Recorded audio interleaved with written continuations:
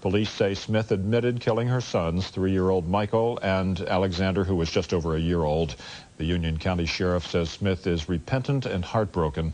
Her car was pulled from a murky lake Thursday. The bodies of the boys were strapped in the back seat. An autopsy revealed the boys were not killed beforehand. They drowned. In West Palm Beach, Florida, a mother has been charged with killing her child. 24-year-old Pauline Zile is being held without bail. Police arrested her at her attorney's office Friday. At first, she told authorities her 7-year-old daughter was abducted from a flea market. But she later recanted and told police her husband beat the child to death. John Zile then led authorities to the body. He is charged with murder. The jury in the... Susan Smith has been arrested and will be charged with 2 counts of murder in connection with the deaths of her children, Michael 3 and Alexander 14 months. The vehicle, a 1990 Mazda, driven by Smith, was located late Thursday afternoon in Lake John D. Long near Union. 2 bodies were found in the vehicle's back seat. Identities are pending an autopsy. She needs a psychiatrist. She needs something worse than that. I've never heard anything like this. This is the worst way that Union County could ever be brought on the news. It hurts to know that somebody would do that to a young baby.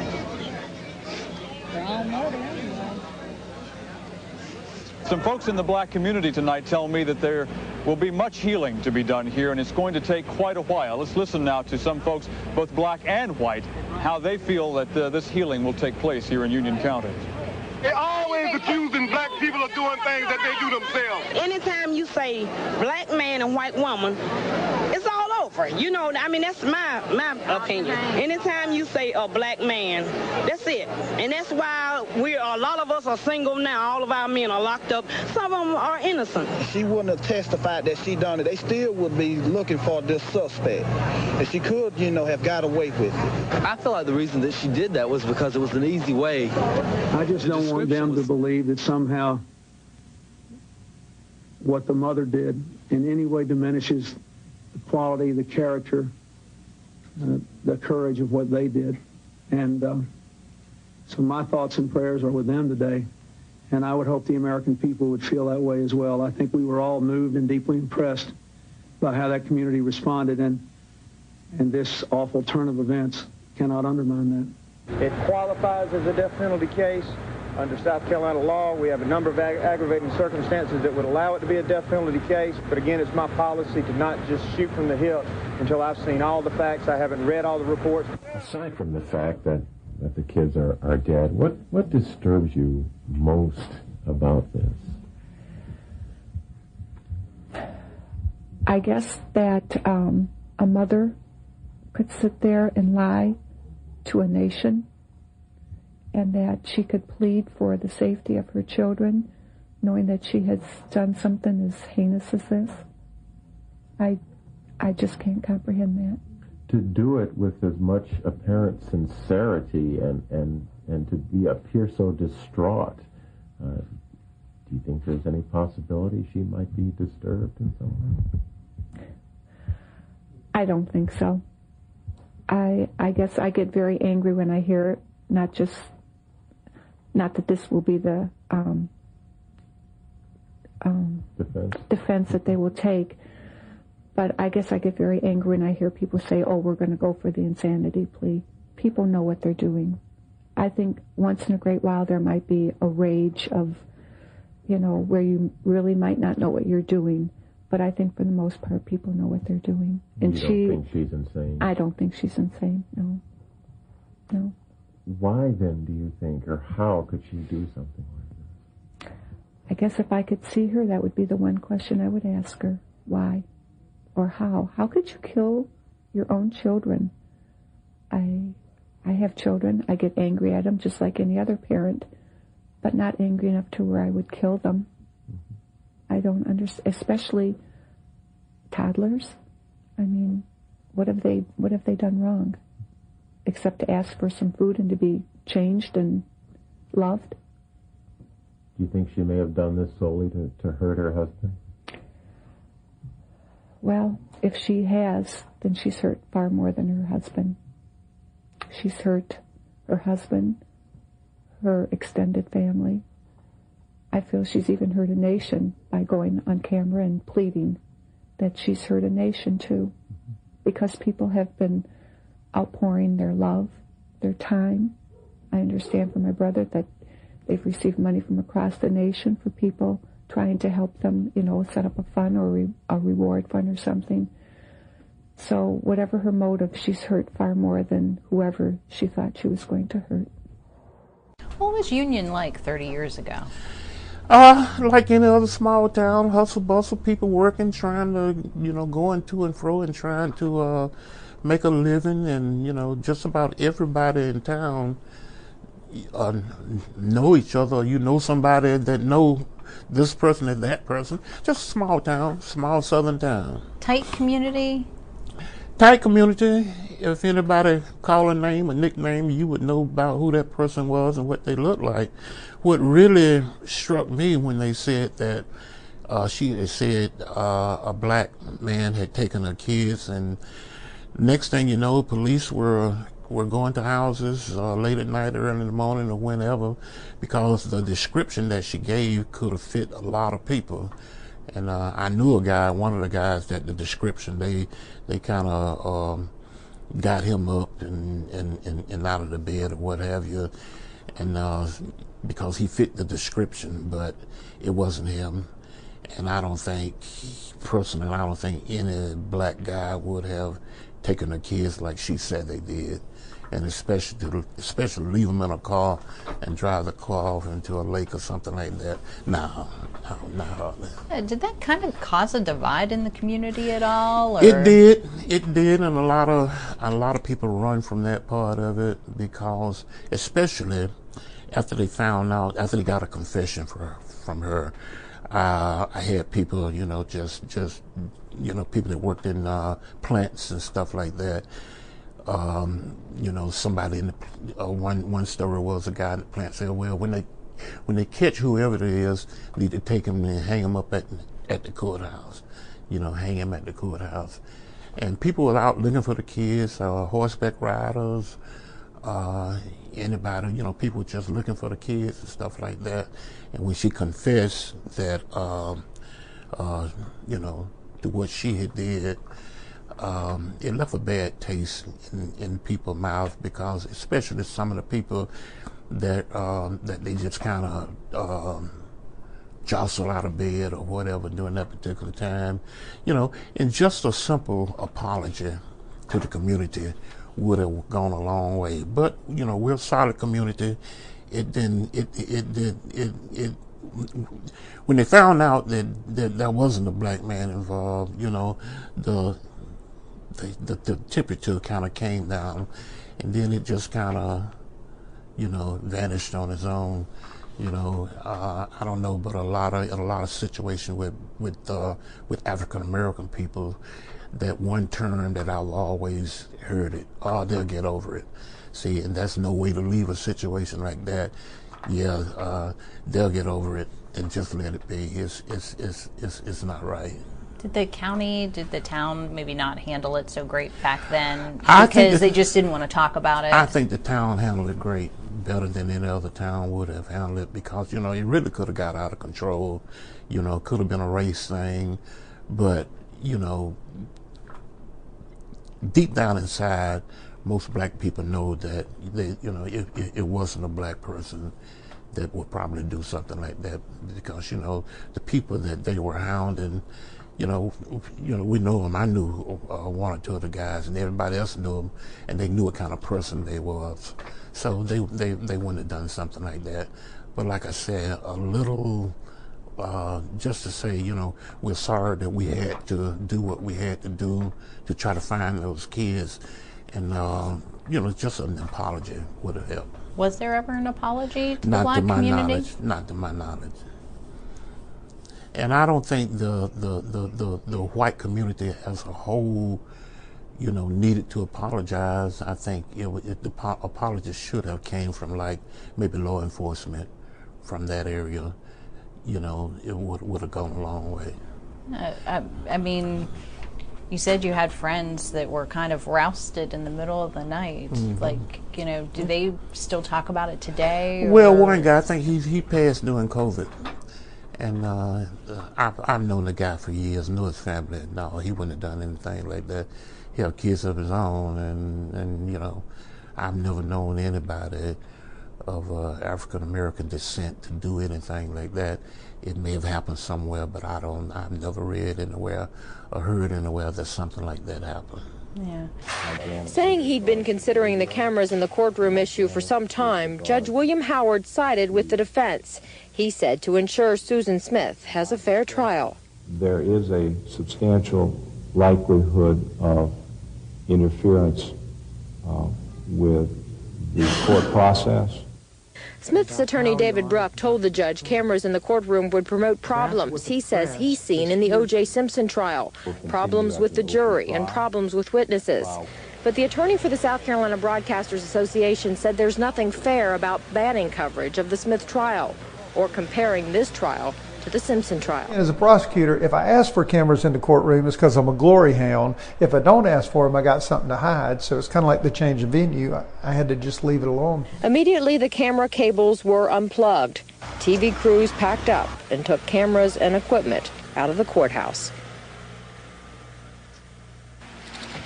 Flanked by the usual security, Smith headed into court for the first full day of defense testimony. Her school counselor in junior high was the first witness on the stand. Billy Shaw told jurors, "Every time I saw her, she was troubled." He referred to Smith taking an overdose of aspirin when she was 13 years old. When asked if his client would take the stand, this was Smith's attorney's only reaction. Susan right now is a lot like a 6-year-old child. She cannot defend herself. She needs to be protected. I think that they tried to say, I don't think there was a formal finding, but I think the defense's position was that she couldn't defend herself, that she wouldn't be able to protect herself on the witness stand, so they could not call her to the witness stand. Beverly Russell seemed to be smiling when he entered the courtroom, but before he left the witness stand, he took on a whole new expression. He talked about his sexual relationship with his stepdaughter, Susan Smith. He admitted molesting her when she was 15 and continuing an affair with her even after she married and had little Michael and Alex. After police arrested Smith for killing her 2 sons in mid-October, Russell wrote Smith a letter of apology. The letter says, "I want to tell you how sorry I am for letting you down as a father. Many believe my failure didn't have anything to do with October 25th, but I believe it did. I want you to know that you can't take the blame for this whole tragedy." The prosecution says Russell took the stand to give the jury someone to blame other than Smith.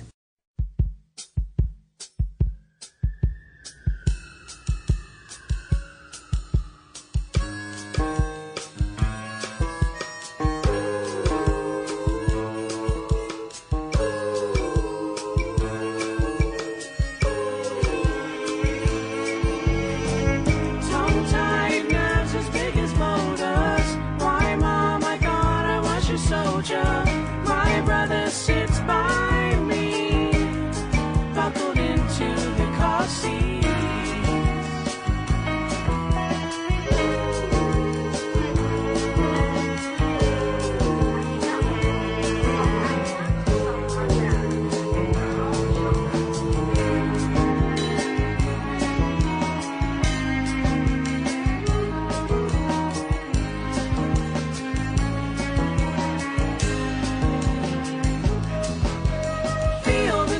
It's time for pulling over into the truck stop on my daddy's shoulder.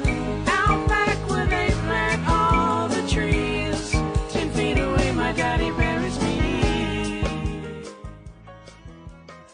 Katherine Massey Book Club, context of white supremacy. We are still playing Susan Smith songs. That is Blind Melon, Car Seat.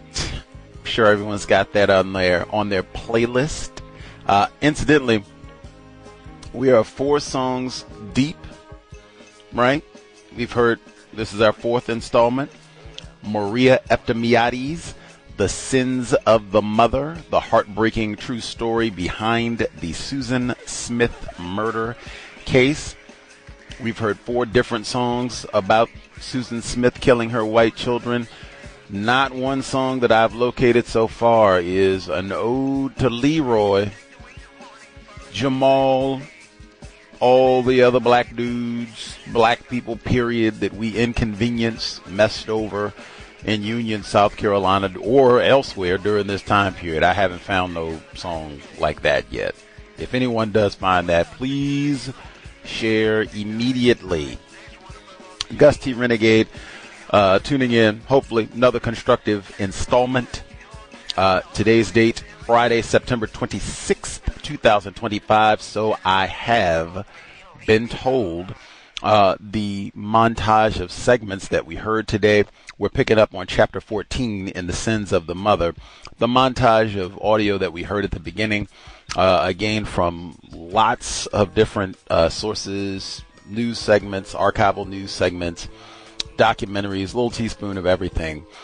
We started off, you heard some of the archival footage talking to some of the black citizens, or just black and white citizens in Union, and I was not funny, but you heard from the one black female, and she said that that's why we don't have any men now. All our men are in prison. Dang, that's why you don't have any. They're all in prison. Like, woo, okay. That segment where they were talking to different folks about their response and the racism of all of that segment ended with them going to talk about who was going to be on the jury for the O.J. Simpson trial. That segment also mentioned the case of John and Pauline Zile. I had never even heard of that case before, but that's from the same time period. White woman, white man. They lied and said that their daughter had been abducted from a flea market, and it turns out that was a lie, that the dad, John Zile, Z-I-L-E, had beaten the child to death because she wouldn't stop crying. White people don't. Anyway, we heard, I'm going to tell you, Slick Willie, former President Bill Clinton, has made some amazing cameos in our book club over the years. Certainly the Little Rock Nine. It would hurt my head to even go back and all, because I think the Warmth of Other Suns, he pops in there too. Like, Bill Clinton has made a number of different, his voice and or his deeds have become relevant to our readings, and that was him interjecting apparently to tell the whole nation, this was sad. And he didn't say nothing about the racism. Now, he talked about Tuskegee, because we heard about that later on too, having to apologize for the syphilis experiment on black dudes, black male privilege, all of that, but nothing about the racism. He just wants to give kudos to South Carolina for how they handled all of this. The shocking, sad conclusion to all the, like, what, Billy Slick? Come on. And this is in the middle. He took a pause because this is right in the middle of Super Predators. Slick Willie might have been disappointed. Like, man, me and Hillary, we had just talked about adding this to our talking points on the Super Predator, you see. This is why we need increased enforcement. We got old Jamal and Leroy out slanging crack, stealing white babies. The Super Predator. Oh, yeah, she lied. Okay, well, we can't. Okay, well, we're going to get back on this Super Predator thing. I want you all to hang in. You hear that word, community? Said that one a few times. You cannot have a community if white people can lie on you and say that you stole children, and they can come and smack you around on your job and roust you out of bed late at night, 3 in the morning, 2 in the morning, 9 a.m., whatever. You do not have a community. Now, you heard from former Union, South Carolina Mayor Harold Thompson, who is a black male, maybe a super predator, and he lived there while all this was happening. He wasn't mayor at that time, but they went to talk to him to get his thoughts on it, on what happened. And he was the one, he was saying how the black people being roused out of their houses and everything, questioned and all this for this lie. And he said it would have been great if they had gotten an apology specifically from the police. Now, that did give me pause because Susan Smith's family did come out and give a public apology to black people, specifically the black people of Union, on television, if that means anything. I was thinking the police, now true, we go smack Leroy around at 2 a.m. and all the rest of it, but I mean, the white woman said the children were stolen, and, we did our job. What were we supposed to do? We did dual investigation, and we got her to confess, and we did what we were supposed to do. That did give me pause, but if it means anything to you, Susan Smith's family did apologize. Former Mayor Thompson, he said that the whole episode left a bad taste in people's mouth. I said, delectable Negro. And we segued out of that to hear a little bit more archival footage. One, I was staggered because we just heard about Mary Kay Letourneau, that Mary Kay Letourneau cannot protect herself and that Mary Kay Letourneau needs protection from Mary Kay Letourneau. They turned around and said the exact same thing about Susan Smith, that she needs protection from herself in a court of law. Like, man, every time, regardless of what the white woman has done, how many children she's raped, killed, how much racism has been practiced, the white woman is the victim and needs to be protected. Now, we heard O.J. Simpson at the beginning and then O.J. Simpson at the end. Again, these are concurrent events, and they talked about how, based on what they've seen with the O.J. Simpson trial, and the O.J. Simpson trial in '94 hadn't even started yet. At this point, it was just, trying to get the jury together and, how this is going to go down. Like, it hasn't even gotten started for real at this point. And they're saying that they're already like, oh, no, we're not going through. We're not going to have Johnny Cochran up here grandstanding. Get them cameras out of here, which I think is kind of a bummer because it would have been informative to have that on foot, like on YouTube, the same way that the O.J. Simpson trial is on YouTube, and I thought that was very informative. This is a shorter trial, so it would have been much easier to go back and hear everything, all the evidence that was presented in the sentencing phase as well. But hey, they took a cue from OJ. We're not going to do the cameras in the courtroom. I ended the last component. They had Bev Smith in his testimony about molesting Susan Smith, which we've already heard about. I guess I did not know that this was ongoing. Maybe that was shared in the book, that this was not just a one-time thing when she was a child, but this continued even after Alex and Michael were born. Like, whoa, that was not my understanding, and maybe that'll, come out in the book. They'll, give that from the trial, but like, wow, that just gave me a whole different perspective on white people do not care about children. And I even had to pause, like, oh, wait a minute, have we read that before? White so-called stepfather molesting his child stepdaughter. Did we read us? Oh, man, what in the woody? Any hoodles, we will get to it. Maria Eftimiades, The Sins of the Mother, Katherine Massey Book Club, audio segment 1.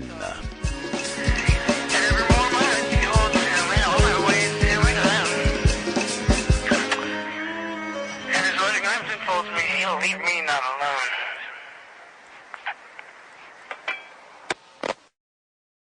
(14) Despite Howard Wells's carefully scripted plans, word of Susan's confession leaked almost immediately. A few minutes past 4 p.m. on November 3rd, the Associated Press began reporting that Susan Smith had confessed to the murder of her sons and that law enforcement troops were heading to John D. Long Lake. Television stations nationwide broke into regularly scheduled programming to announce the latest developments.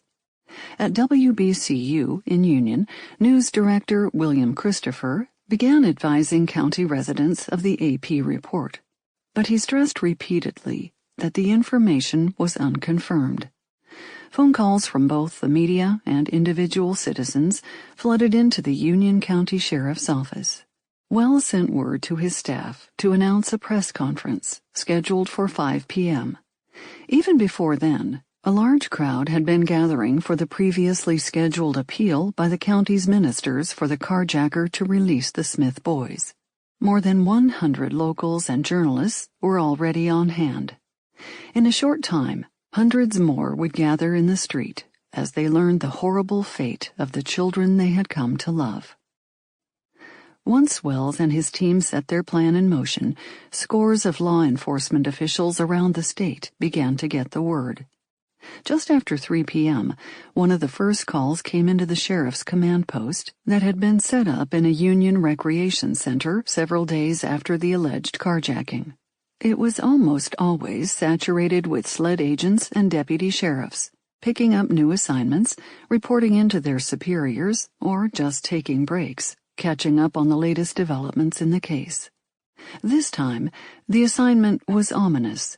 Mike Galt, a corporal with the South Carolina Department of Natural Resources, and sled agent Spike McGraw got their orders: secure John D. Longlake.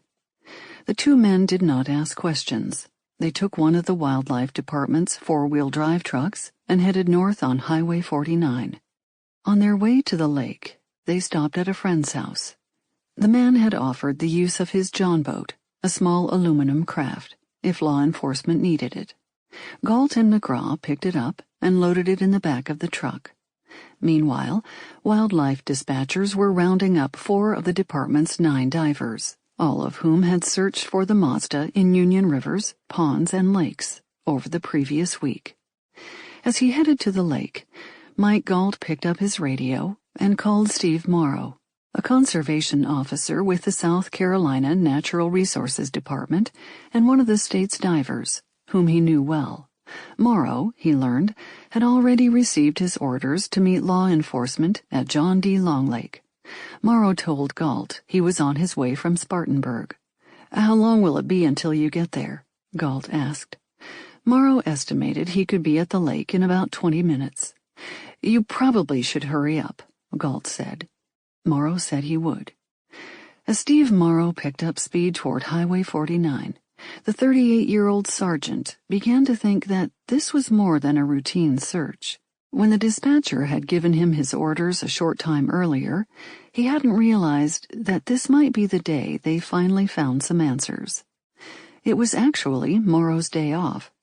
That morning, he'd been at his home in Gaffney, about 30 miles northwest of Union, when his office phoned, telling him he needed to attend a preliminary hearing in Spartanburg. The hearing was on a case of a man Morrow had recently arrested for deer hunting at night. Morrow had changed clothes quickly and rushed to his pickup. When he got in, he had realized the truck was low on gas. He'd grabbed the keys to his dive van instead. Morrow made it to the hearing in time to testify and was on his way home when the call came in from the dispatcher. At this point, he was thankful he'd taken the van. Now, he didn't need to waste time stopping at home to pick up his wetsuit and other dive equipment. Morrow pressed the accelerator of the van and drove a bit faster. Last night, he'd watched Susan and David Smith on television, pleading for the return of their children. He'd seen the photo again of Michael and Alex. Little Michael, he kept thinking, was just a year younger than his own boy. As he sped down the highway that day, Steve Morrow wondered what awaited him in the waters of John D. Longlake. When diver Curtis Jackson got his call to report to the lake, he was en route to Blacksburg from his home in Gaffney. The Wildlife Department had had reports of deer hunters using bait to lure the animals into a favorable position, violating South Carolina law. Jackson's assignment was to stop them. But when the call came in, the dispatcher didn't mince words. "Get to Union," he said. "Don't talk to nobody, don't use your cellular phone, just go. They've got something." Jackson quickly returned to his home to pick up some rope, then headed for John D. Longlake. He was among the first divers to arrive there. Even the sheriff had not yet appeared. Mike Galt filled Jackson in on the details. By the time he was done, Sheriff Howard Wells and his team of investigators were on the scene. Wells told Jackson that reporters would likely be arriving soon, and it was going to be difficult to keep them out. He needed Jackson to accomplish 3 things: locate the car, determine whether the bodies of the children were indeed inside, and lastly, mark the site with an anchor. He revealed to the young diver what Susan had told him about the car. It rolled in. It had not been driven in fast, as they had originally assumed when they first considered the possibility that the Mazda was at the bottom of the lake. Curtis Jackson felt the pressure of his grave assignment. He was one of the newer members of the wildlife team. He joined the department 4 years earlier.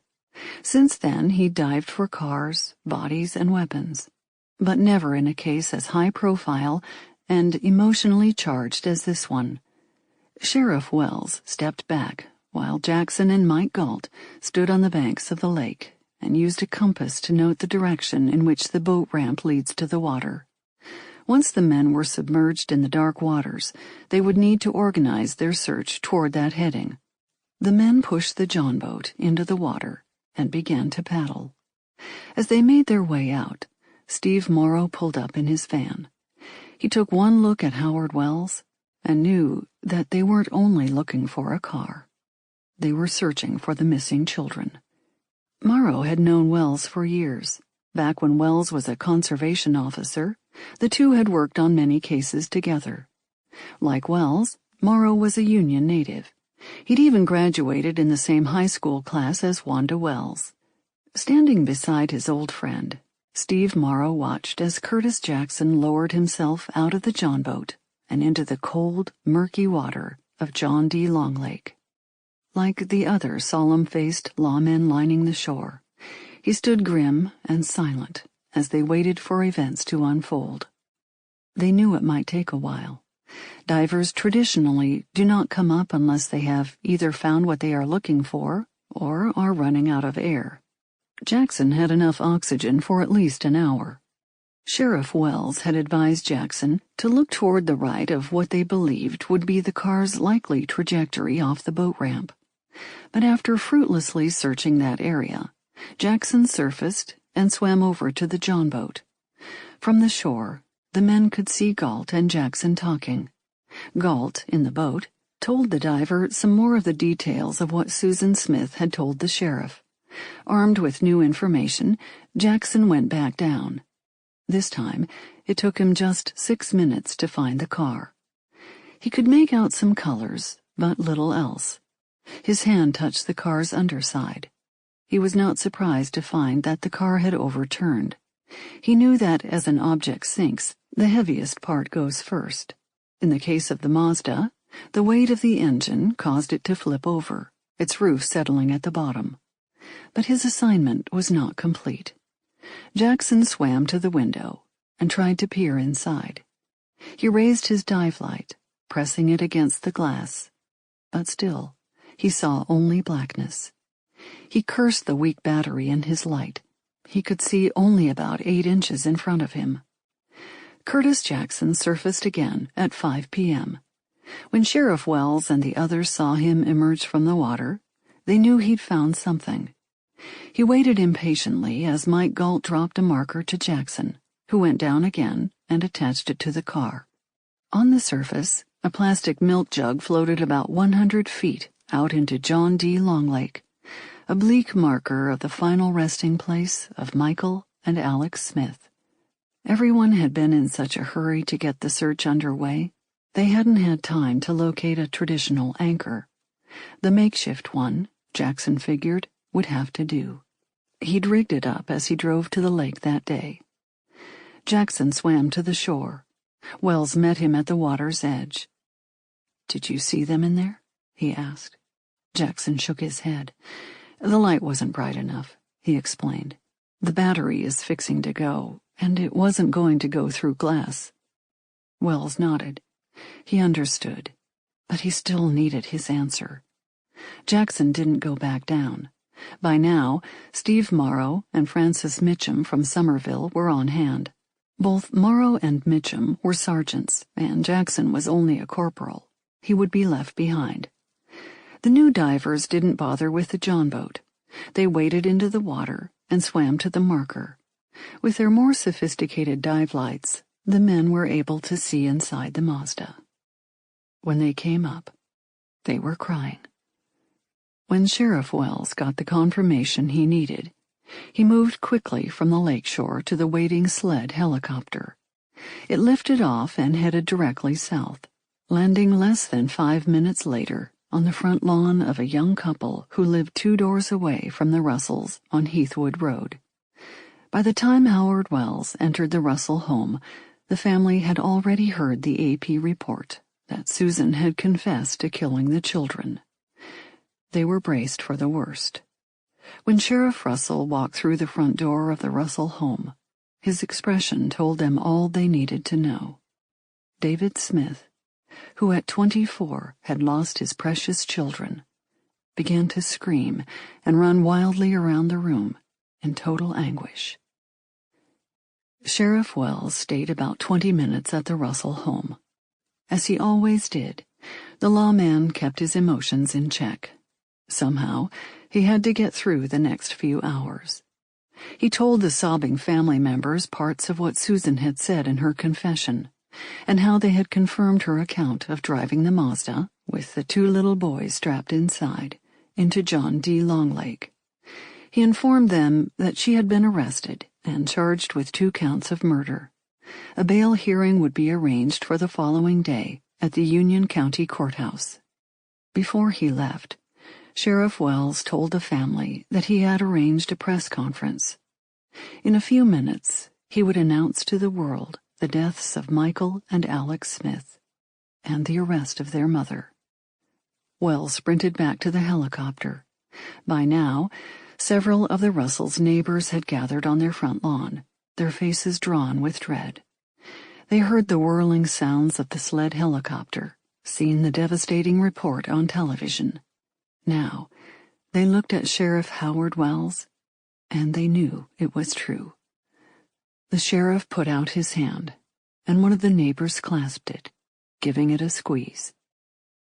"I'm sorry for landing in your yard," Howard Wells said quietly.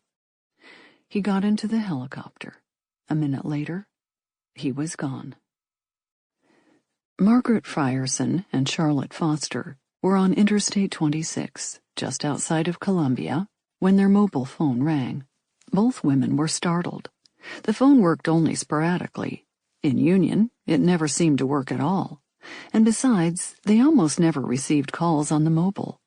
They just made them.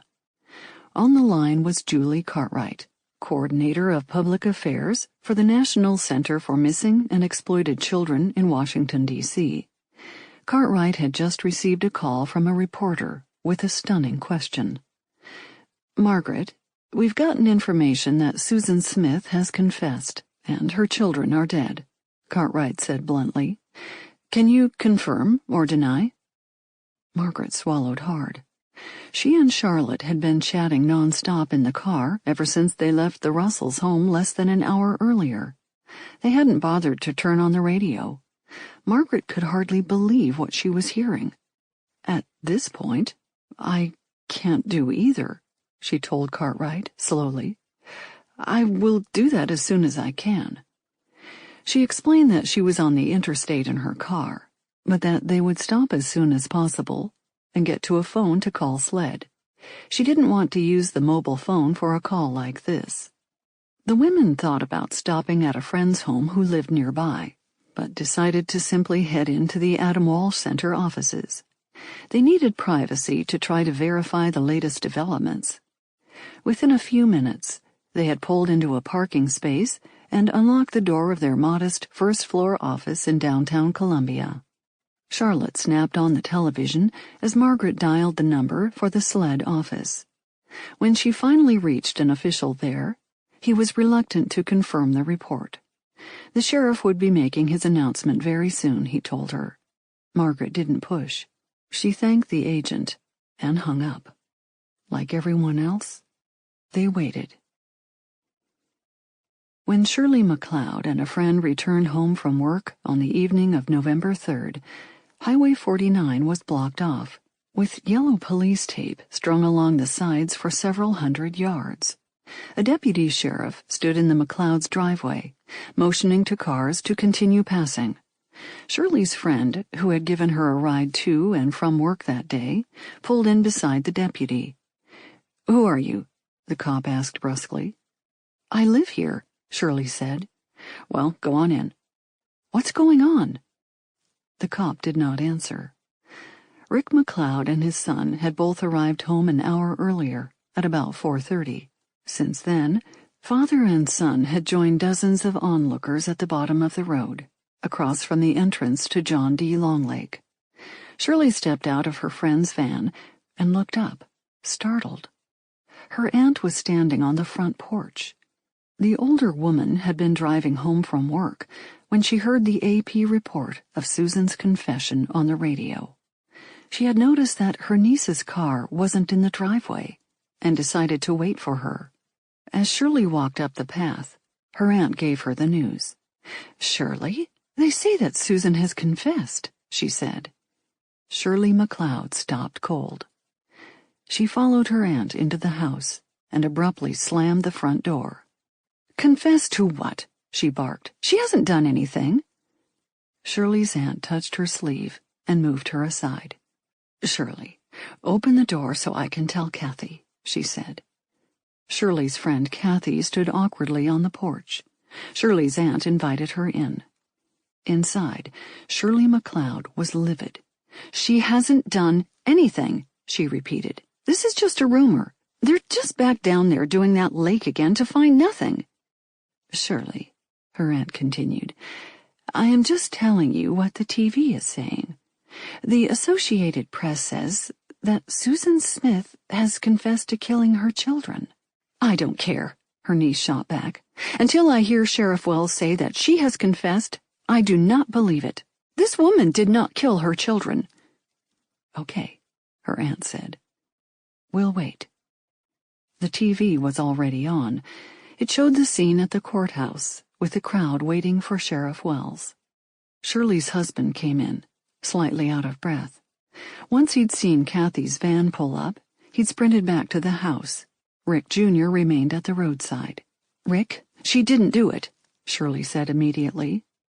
"No," Rick said, slowly. "I can't believe it either." But Rick McLeod's eyes said something else. He now suspected that they had been wrong, very wrong, about Susan Vaughn Smith. "Rick," Shirley repeated, "she did not do it. She did not." This time, Rick just shook his head. If the news was bad, he knew his wife was going to take it very, very hard.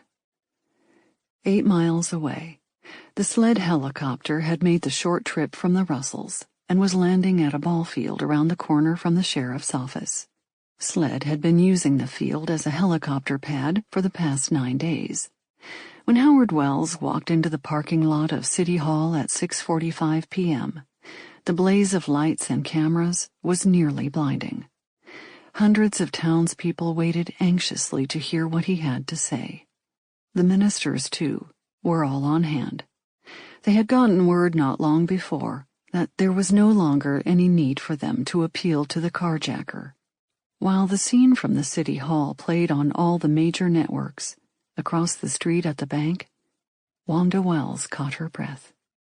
She and 6 of her co-workers had heard about the press conference on WBCU and had been waiting since 5 p.m. They could hear the commotion just outside the door on Main Street as satellite trucks passed by and people called out to each other in the street.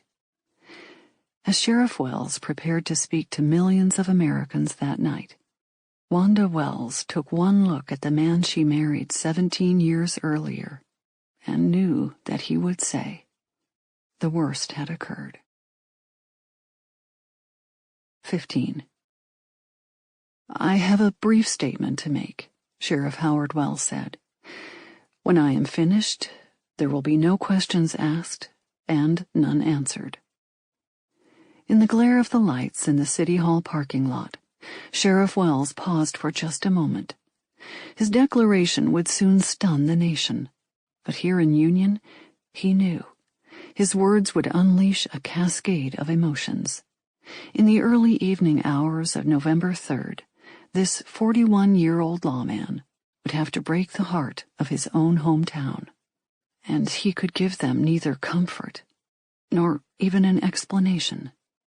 He came armed only with facts, ones that he had proven, the evidence that he believed in.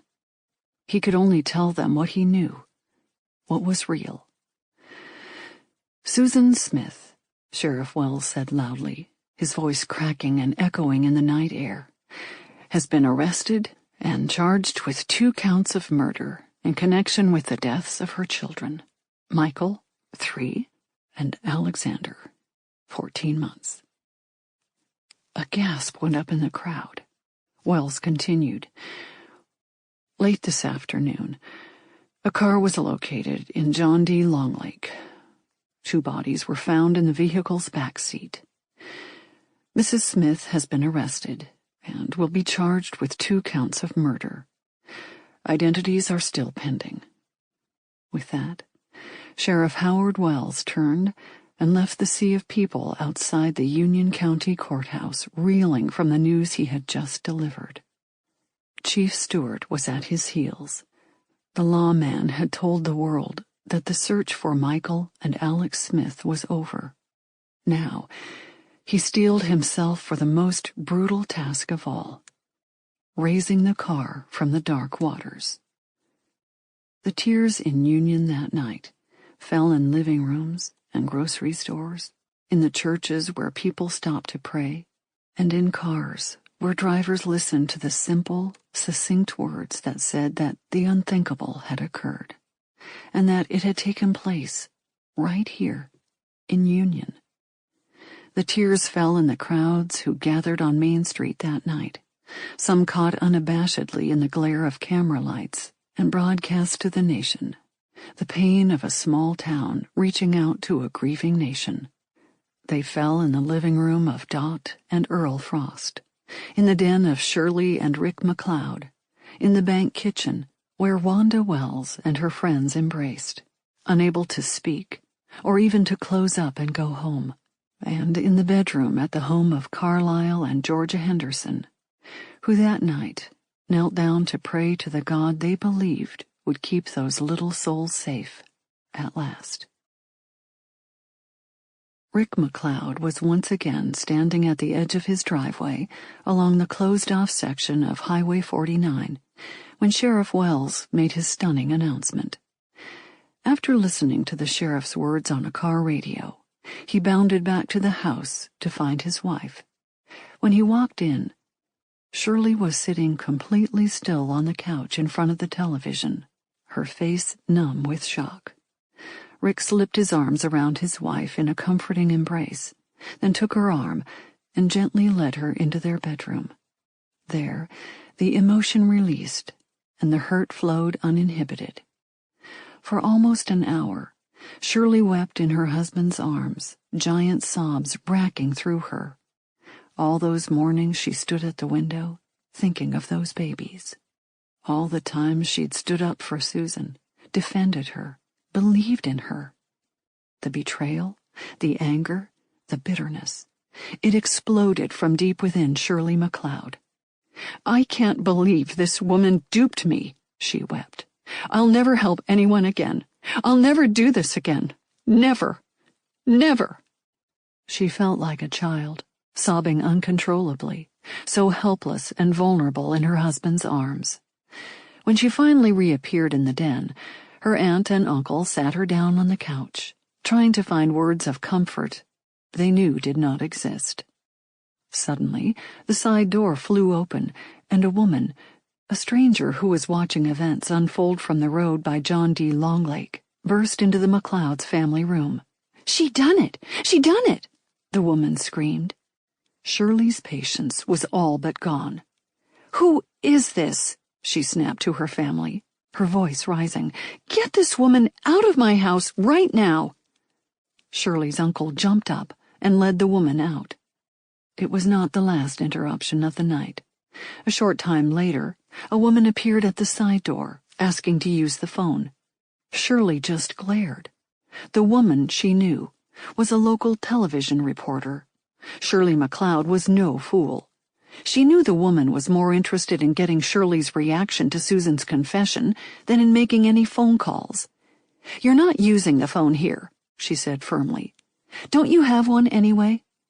The woman fumbled for an answer.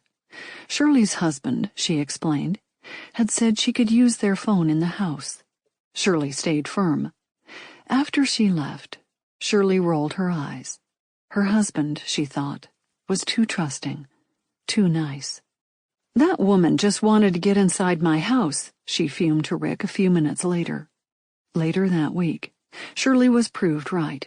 The television reporter later filmed a stand-up segment for the evening news in front of the McLeod house. "To say the least," the woman said on the air, her voice sympathetic, "Mrs. McLeod is very distraught." In Bend, Oregon, Jeannie Boylan heard the news from a CBS producer. The man had called her to discuss a case and casually mentioned the rumor that Susan Smith had confessed to murder. Jeannie quickly told him she'd get back to him, and hung up. She paged Mark Class. As she punched in her number and waited, she wondered if he'd heard the rumors. He had. When the phone rang and she picked it up, Mark didn't even wait for her to speak. "Jeannie, she killed them, didn't she?" he said.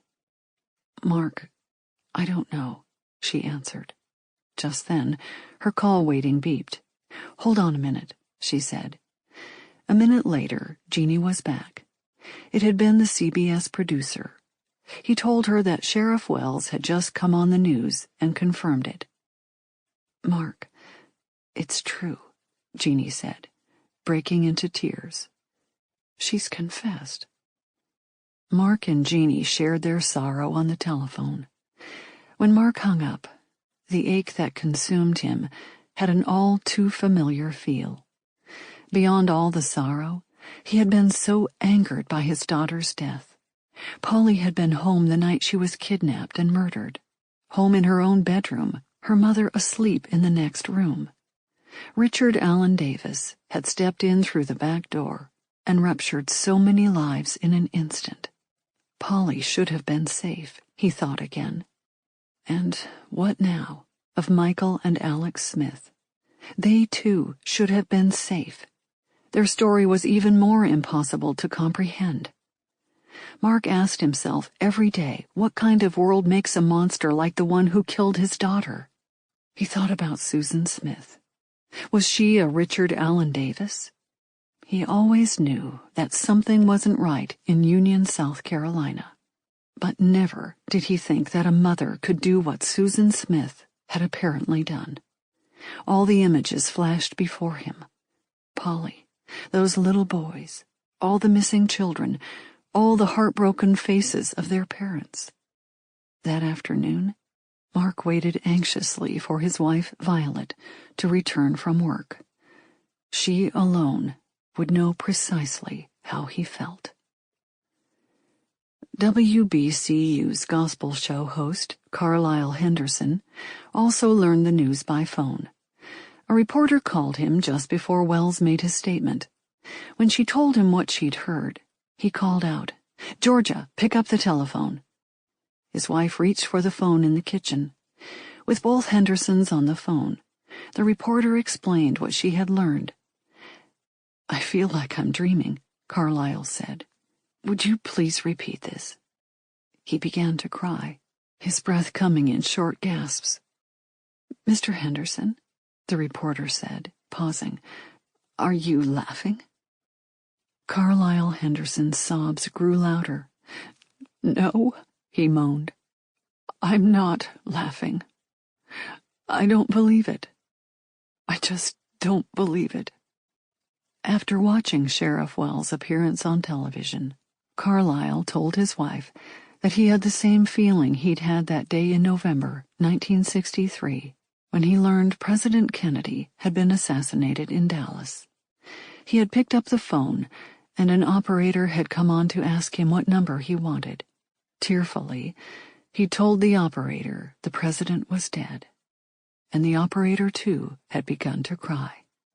That night, and for many nights afterward, Carlyle relied on the only source of comfort he knew. He said prayers for the Russell and the Smith families. He asked the Lord to heal the broken heart of his community. And then Carlyle prayed for Susan. That girl just wasn't in her right mind, he thought. I feel like her mind snapped. Just snapped. He decided he would tell the community of Union about that the very next day, on his gospel radio show. He would tell Susan, too, in case she was listening. God, he believed, had already forgiven Susan. God loved her, and so Carlyle Henderson did, too. But that night, Carlyle Henderson shed tears for the little boys he knew were at last with God. He thought about how when he moved to Union in the early 1950s, he had run a local funeral home.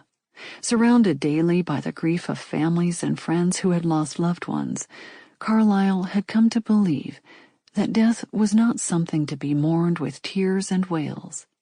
He found a way to trust that God knew what he was doing. But his tears fell for Michael and Alex Smith, and for the young woman whose smile he could still picture. There were no tears from Gilliam Edwards that night. There was only anger. Edwards was among the townspeople who'd gathered on East Main Street to hear Sheriff Wells's statement, and he was consumed with rage when his theory that Susan Smith had made up the story of a black carjacker was officially confirmed. Moments after the sheriff had gone back inside his office, the 53-year-old black man began to shout, "It's always a black man, always a black man. It's time for us to stand up like men and women and stop the whites from accusing us of hideous crimes that they commit against themselves and they have committed against us for 484 years. Gilliam kept going. Emotions were running high as it was. His soared. "What kind of people accuse defenseless people?" he thundered. "We black people are totally defenseless. We shouldn't accept that no more. We've got to fight back. We don't stand up for ourselves." Some in the crowd tried to shout him down, but most paid little attention. Now, in the wake of the news about the Smith boys, it hardly seemed the time to debate racial injustices. The reporters, though, knew a news story when they heard it, and this sounded like a good one. Susan Smith's shocking admission of murder splits a community along racial lines. The evidence was right there on Main Street, in the contentious words of Gilliam Edwards. The journalists surrounded him, thrusting microphones before the factory worker and father of 7. Gilliam was only too happy to continue his rampage. His wife and children didn't listen anymore. His friends told him he was too radical, that he talked too much. But that night, as hundreds wept in the streets of Union, South Carolina, Gilliam Edwards had at last found his forum. If the timing didn't suit anyone else, that was just too bad. Gilliam Edwards would not stop now. There had been no black man, no nameless, faceless carjacker spiriting away the little white boys in the dark of night, he thundered, and he'd known it all along. No brother of his had made off with those white children. People like Susan Smith, people who didn't know what it was like to be a black man in a small southern town, who wanted to blame him for their horrible deeds, they took no responsibility, only shifted blame. "We ain't got no army," he told reporters earnestly. "We ain't got no police. And yet we are being depicted and used as a political statement. Anything that we learn as criminals, we learned it from the white people. We didn't come here from Africa as criminals. We came here as farmers. In Africa, we didn't have no such word for criminal or jail or hate or racism. All that was taught to us since we been here." He told them his motto. It was simple and honest. "If you wrong me, I got a right to wrong you back," he said. "So write me, and I'll write you back." Gilliam's angry discourse was broadcast around the nation.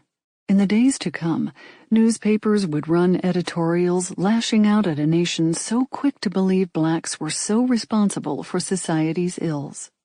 It would recall the story of Charles Stewart, the Boston man who shot and killed his pregnant wife in a parked car, and then frantically called 911 to report that he and his wife had been attacked by a black man. In his tortured conversation with the dispatcher, later broadcast again and again across the nation, Stewart said a young black man with a gun had accosted them after they had taken a wrong turn on their way home from a Lamaze childbirth class at Boston's Brigham and Women's Hospital.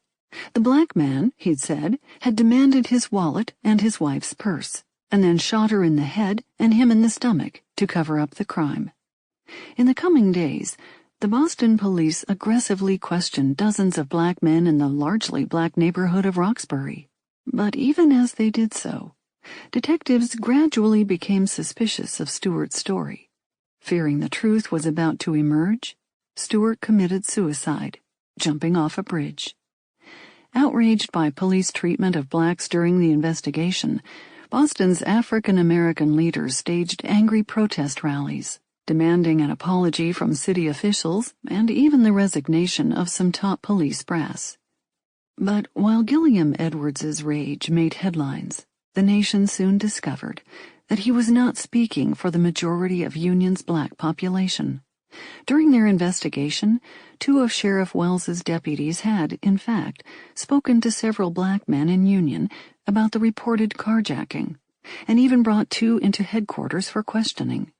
Nonetheless, both men would later say they were treated respectfully by the officers, and that they held no grudge against the sheriff's department. From the pulpits of the town's black churches, the community's ministers preached a message of healing, not division.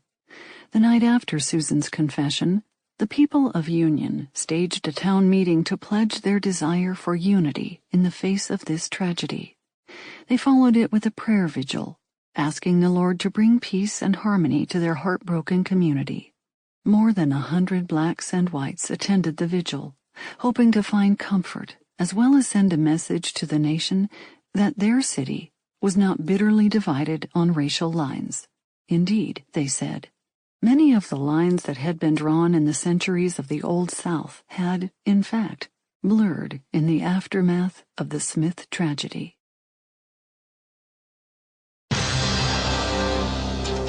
It was a criminal act very similar to the notorious Stewart case in Boston. A couple is attacked in a Milwaukee parking lot. She is brutally stabbed to death. He is wounded. At first, police were stumped, but when they finally found the killer, the city was shocked. Tony Cox with our story. An evening out, just dinner and a movie. But what was supposed to have been simply a break from work and the kids for Jesse and Barbara Anderson this past April became front-page news in Milwaukee. Milwaukee Fire Department. Hi, I need an ambulance to 8901 North 76th Street. What's wrong there? There was stabbing in our parking lot. Newspaper reporter Jim Stingle covered the story. They came out of the restaurant about 10:30 at night, and they began to walk toward their car. Jesse Anderson was walking a few steps ahead of his wife, he told the police, and he put the key in the passenger side door, he said, and at that moment he heard his wife scream. Barbara Anderson was stabbed 21 times in the face and neck. She would die of her injuries, leaving behind 3 small children. Jesse was stabbed 3 times in the chest, but he would survive and tell police that the couple had been attacked by 2 black men. It seemed so vicious and senseless, much like the attack Charles Stewart had told Boston police about 3 years earlier, when he and his pregnant wife Carol were leaving a birthing class. In that case, Stewart said a black man had forced the couple to drive several blocks before the man shot Carol to death, wounded Charles, and then fled. Back in Milwaukee, Jesse Anderson told police that after his attackers ran away, he pulled the weapon, a red-handled fishing knife, out of his chest. He also said that a baseball cap with the logo of the Los Angeles Clippers basketball team on it that had been found at the crime scene had fallen off the head of one of his attackers. But suspiciously, there was no robbery and no apparent motive for the attack. In Boston, police believed Charles Stewart's story and arrested a suspect, a black man with a criminal background, within days of the attack. And in Milwaukee, police also made an arrest, this time within 7 days, because 2 people who had come in contact with the attacker came forward. The first was Jim DeShazer, who owns an Army surplus store. He stocked a distinctive fishing knife that hadn't sold well. But about a month before Barbara Anderson's murder, a man had bought one from Jim's clerk, Ora Ronkowski. I hate selling knives, and when I sell one, I kind of remember it. He looked at a yellow knife, fishing knife that we had, and then he looked at the red one, and he liked the red one better. When Jim saw the same knife on a TV news report on the Anderson case, he called police. When the officer came over with a picture of the knife that they had, he looked at the one that we had in the store, the other 2 knives, and he says, I think you got a point here. The knives looked quite similar. Then police got another phone call, this one from a student named Tommy Miles. On the same day the Andersons were attacked, Tommy and a friend had been filling out job applications at a local mall when a stranger walked over to him. He asked me how much my hat was worth to me, and I said, about $2 or $3, $3 to $4, $3 to $4. And he said, I'll give you $20 for it. I said, okay. It was an L.A. Clippers cap that Tommy had sold that stranger. And Tommy knew that it was his cap at the scene of the crime because of a grease stain inside the brim. Then Tommy and Ora, the store clerk, both identified the man who made those purchases in a police lineup. They both pointed to the very same man. It was Barbara's husband, Jesse Anderson. But police already had their suspicions about Jesse's account. They had found bloodstains inside the Andersons' car that were inconsistent with Jesse's story of an attack outside. And it didn't seem to make sense that this couple was attacked like this and not robbed, first of all. The fact that they had been stabbed and not shot, the fact that all of her stab wounds were to her face, suggested to the police that his story may not necessarily be true. They gave him one more chance to tell his story. He ran through the whole story again, and then they confronted him with this new information, and he was arrested. Police charged Jesse Anderson with first-degree intentional homicide. Now, in the Stewart case in Boston, police never got that far. Charles Stewart's own brother had gone to police implicating his brother in the murder plot. The next day, Charles Stewart leapt to his death from a Boston bridge. But in Milwaukee, Jesse Anderson went on trial. A key piece of evidence brought up at the trial was a letter Barbara Anderson had written to her husband 5 years earlier. It read, in part, Dear Jesse, I am really worried about our marriage and our relationship. Saturday night was like such a bad dream. I'm sorry it happened, but you're pushing on me, kicking me, and throwing around the knife, telling me you're going to throw me out. What came over you? Do you not see a big problem? Anderson did not testify in his own defense. The jury deliberated 9 hours before returning its verdict. We, the jury, find the defendant, Jesse Anderson, guilty of first degree. The Stewart case in Boston inflamed racial tensions because police were quick to believe a white man's word. In Milwaukee, police were more cautious. Jesse Anderson said this horrible crime was committed by 2 young blacks. But once you think, at the end, there were 2 blacks. It really gave the key evidence that nailed his coffin. It's kind of ironic that it turned out like that. The 3 Anderson children are now in the care of relatives. Jesse Anderson will be sentenced next month. He faces life in prison. Just ahead, we will go back to Bruce Springsteen's roots and find out what he's really like. And later on, we'll return to South Florida for a first... South Florida, indeed. Katherine Massey Book Club, Context of White Supremacy. Pause just because Assata Shakur, 78 years of age, reportedly passed away literally minutes before we went live. I was able to post all 7 installments when we read her autobiography, self-titled, in 2015, 10 years ago. That's what we were doing springtime. Hey, I have bragged for years. We are the biography kings. That's the type of thing right there where I say, hey, now, no, you can't go and pillage the fiction section if you have not read Assata's biography. That's why. Katherine Massey Book Club, all 7, it's not even that long, but right there you'll learn quite a bit. But again, Assata Shakur reportedly passed away in Cuba at the age of 78, which is rather impressive considering she was FBI most wanted and terrorist most wanted list and a bounty on her for all of those decades, given, you know, her status as a victim of white supremacy. That is, you got a lot of black people who are not on the most wanted list and have not been to the penitentiary who do not live to 78 or even 70. So, Assata, if you are not informed, there you go. That's it. So first installment of Sins of the Mother, and we even included that little snippet on Jesse Anderson, 414 Milwaukee.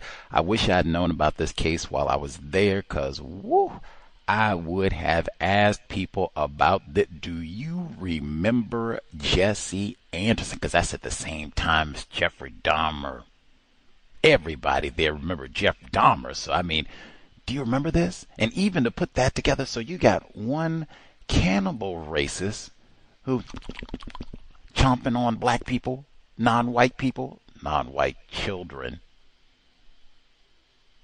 And then you got Jesse Anderson stabs his wife to death 24 times. Oh, yeah, Leroy and Jamal, they did it. Oh, yeah, stabbed me too. Oh, yeah. Do what? I wish I had known about this case while I was there. I'd never heard of Jesse Anderson before. They said the jury deliberated for 9 hours before Jesse Anderson was convicted. When I was at the Milwaukee County Courthouse, the jury barely deliberated 1 hour before convicting Maxwell Anderson. Maybe they're related. Any hoodles, Sade's Voice Foundation.com. Sade C. Robinson. Anywho, number to dial 720-716-7300. The code 564943 pound. Press star 61 if you would like to participate.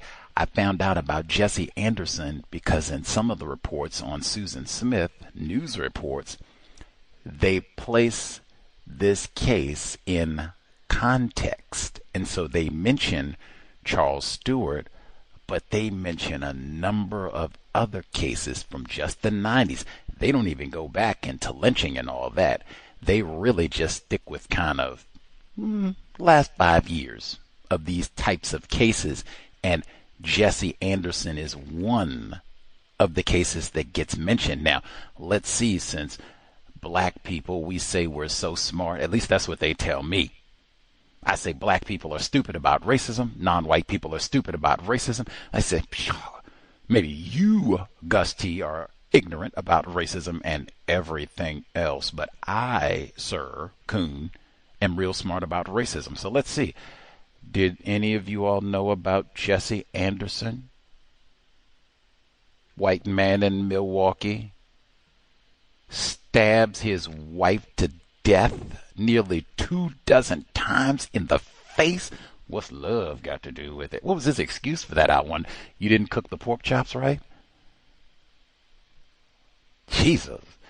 And so he stabs the wife, Barbara Anderson, 24 times. And he blames it on Leroy and Jamal. Nigger with a Clipper hat in Milwaukee. What are you doing? Well, an LA Clipper. That's suspicious right there. A nigger in Milwaukee with an LA Clippers hat? What? What in the Donald Sterling? Anyway, so that cost of entry today. So especially we got some people with gray hairs. You're not a teeny bopper. Do you remember Jesse Anderson? Does that even sound vaguely familiar? Oh yeah, I remember. They said the Negros robbed them, or didn't even rob them. Just stabbed them up. Didn't take nothing. No jewelry, $1, nothing. Oh yeah, that was same time as Jeff Dahmer. I remember that they were wilding in the 414, Cream City. Woo! Because I don't remember nothing about that. Even when I went there, I was there for a whole month talking about Jeff Dahmer and racism and Sade Robinson and black male privilege, and nobody said, "Oh man, remember Jesse Anderson, Gus T?" Or you should go and look up Jesse Anderson. Man, he came and blamed it, got old black male, got his head. Did you hear that? He went and tricked that black dude. Give me your hat. Susan Smith didn't even do all that, man. What if she had found some black dudes? Come ride in the car with me. Maybe you'll drop some clothing, hair sample, DNA, glove. Yeah, that's the ticket. Yeah, Leroy, just grab a seat there. Yeah, rub your head on the thing. Yeah, that'll do. She could have had a better sketch. Wouldn't have had a Fat Albert character being drawn. She could have had a really authentic looking black dude.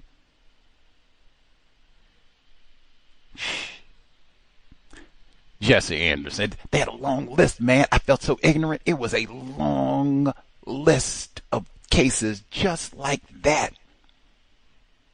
In addition to Susan Smith and those were like the only two that I knew from the 90s. It was racks of them. Who's ignorant about racism? Jesse Anderson ain't ignorant about racism. Susan Smith ain't ignorant about racism. Charles Stewart ain't ignorant about racism. It is on and on and on. His long list. Ignorant about. Let's see. Do you know Jesse Anderson? 720-716-7300. The code 564-943. Pound.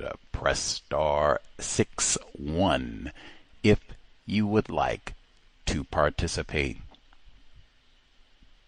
The email untiljustice@gmail.com. I have to say one thing right quick before I get to the folks, because I said it, or two.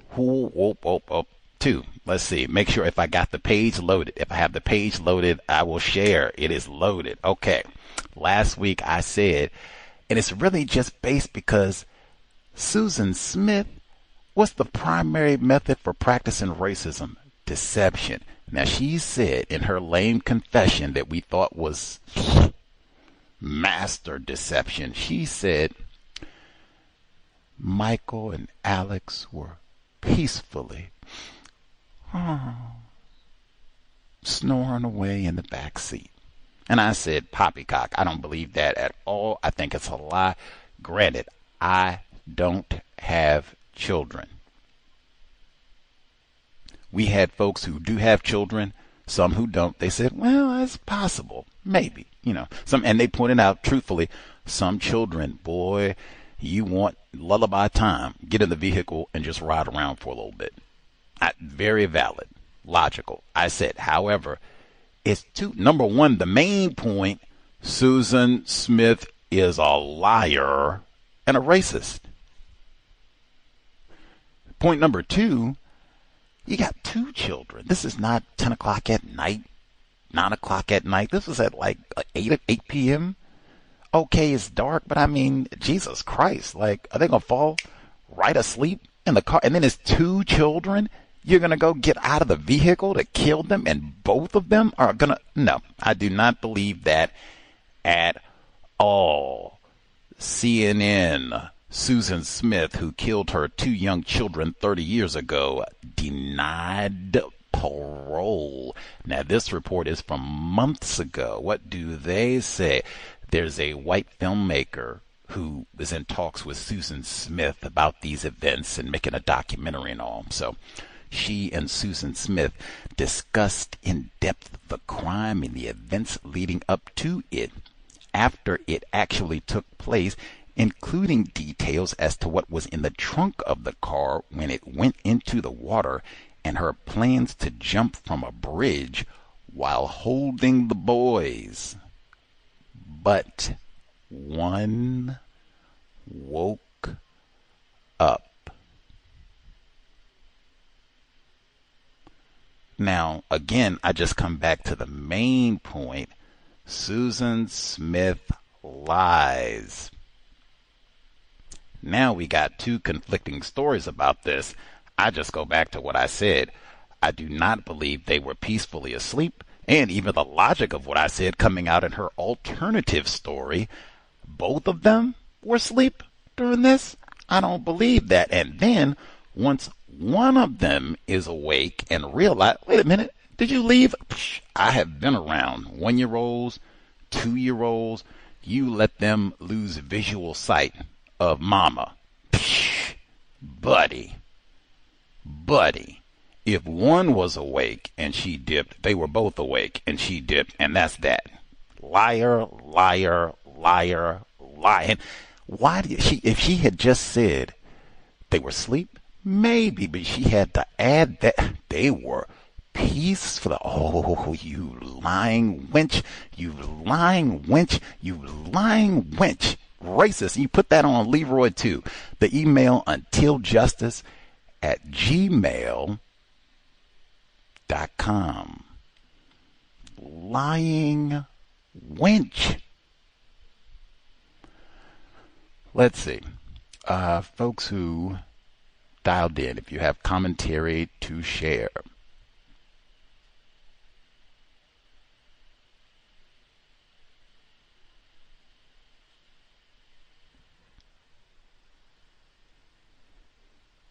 Greetings, Mr. Renegade, callers, listeners. Yes, sir. Fred Douglas, black male, and as such, the embodiment of evil, as Mr. Gilliam Edwards deduced last week. I did not know about Jesse Anderson. Now, if you had said you would give me $100 million, I still couldn't tell you not one thing about it. The confession. I would really like to know how they got Susan Smith to confess, because she gave a confession where she tried to make it seem like she was so sad and was going to commit suicide and didn't want her boys to suffer the world without her, so she was going to have to kill them too. And it reminded me, speaking of the O.J. Simpson trial, when they seek to get a confession from black male suspects in the LAPD, Mark Furman said, "We beat black suspects until we're covered in their blood." So it seems like it was something short of that with Susan Smith. And then I also thought they seemed to suspect something pretty much immediately with her story.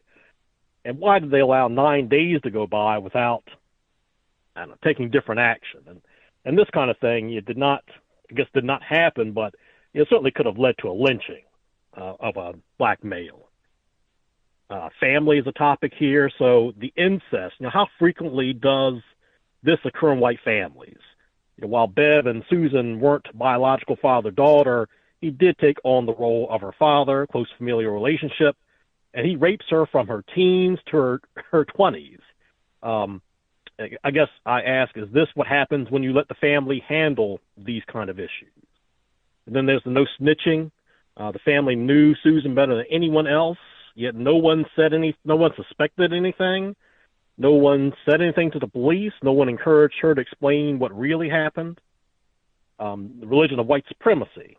I was wondering, I'm not sure, but were there non-white ministers who were going to plead with the suspected kidnapper, or were they all white? And then there was mention this week of this Reverend Carlisle, the gospel show host, talking about when he heard about this and he knew that God forgave Susan, and so he did too. And this woman seems evil to me. She calls out to God, asks for prayers for her kids, prayed with other people, pretended to be religious, and all whole time she's murdered, but she is putting on this whole fake act. And I also thought too, I think it was last week when Susan Smith's family gathered at the Methodist minister's house to pray, and I was kind of thinking, are they going to go out hunting a black male afterwards? The weak are targeted in the system of white supremacy, racism. White people prey on the weak and defenseless, so children are targeted, black people, especially black males. And Mr. Edwards, Gilliam Edwards, also stated this in reference to black males this week.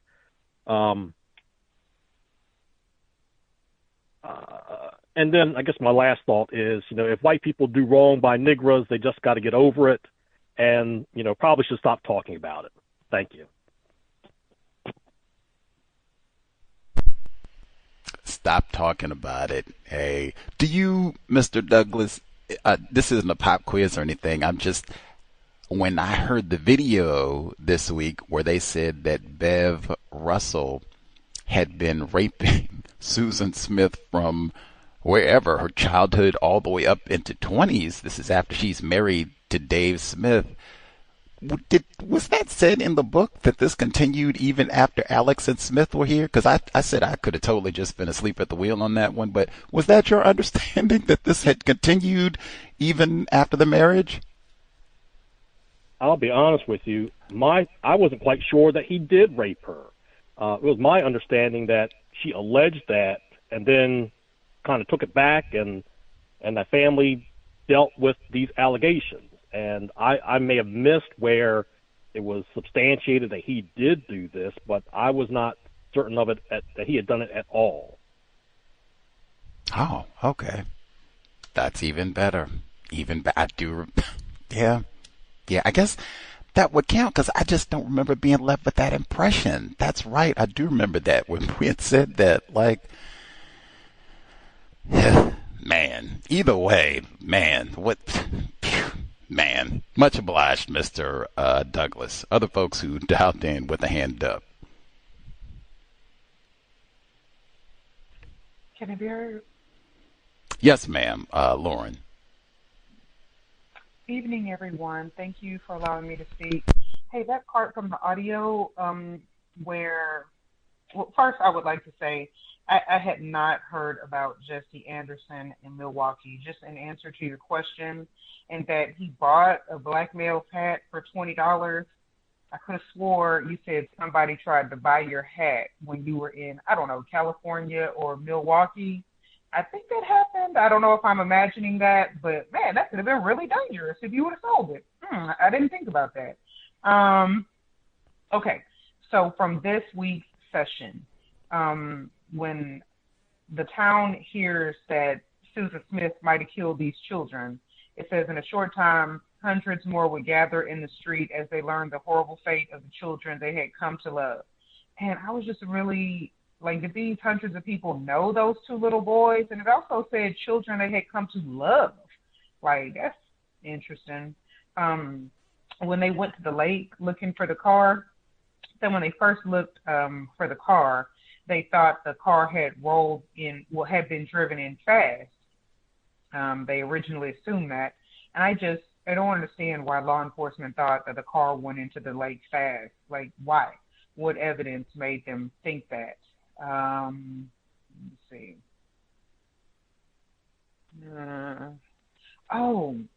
Somebody gets a call on the cell phone about what's going on, and a reporter asked, white woman, I'm sorry, I can't remember her name, said at this point I can't do either. She told Cartwright slowly, I will do that as soon as I can, what to confirm or deny what's going on with Susan Smith. And then she said she didn't want to use the mobile phone for a call like that.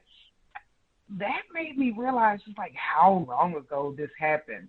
Back then, I think it was 1994, right? Most people didn't have cell phones, and now most people don't even have landlines anymore. just things have changed since then on that level with the cell phones, not the racism. I thought Shirley, man, she's got to feel terrible after she did that interview, and then Susan Smith confesses. And then the white woman came to the door asking to use the phone, and she didn't let her use the phone. She was like, that lady just wanted to come in the house. Boy, she didn't fall for it. I was thinking, fool me once, shame on you. Fool me twice. Well, you're not going to fool me again. Let me see. It also made me think of the reporter asking to use Mary Kay Letourneau's bathroom. Carlisle Henderson, the God he believed had already forgiven Susan. God loved her, and so Carlisle Henderson did too. But that night, Carlisle Henderson shed tears for the little boys who knew were at last with God. God seems to be super understanding with this white woman. The parts where they got the reactions from the black people who lived in Union, black male speaking, he says, we ain't got no army. He told reporters earnestly, we ain't got no police, and yet we are being depicted and used as a political statement. Anything that we learn as criminals, we learned it from the white people. We didn't come here from Africa as criminals. We came here as farmers. In Africa, we didn't have no such word for criminal or jail or hate or racism. All that was taught to us since we've been here. The author says, Gilliam's angry discourse was broadcast around the nation. In the days to come, newspapers would run editorials lashing out at a nation so quick to believe blacks were so responsible for society's ills. Now, Mr. Gilliam seems to be speaking honestly, and the author called it angry.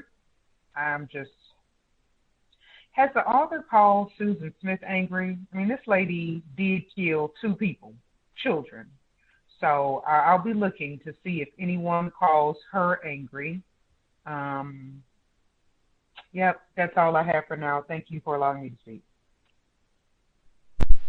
Much obliged, Lauren.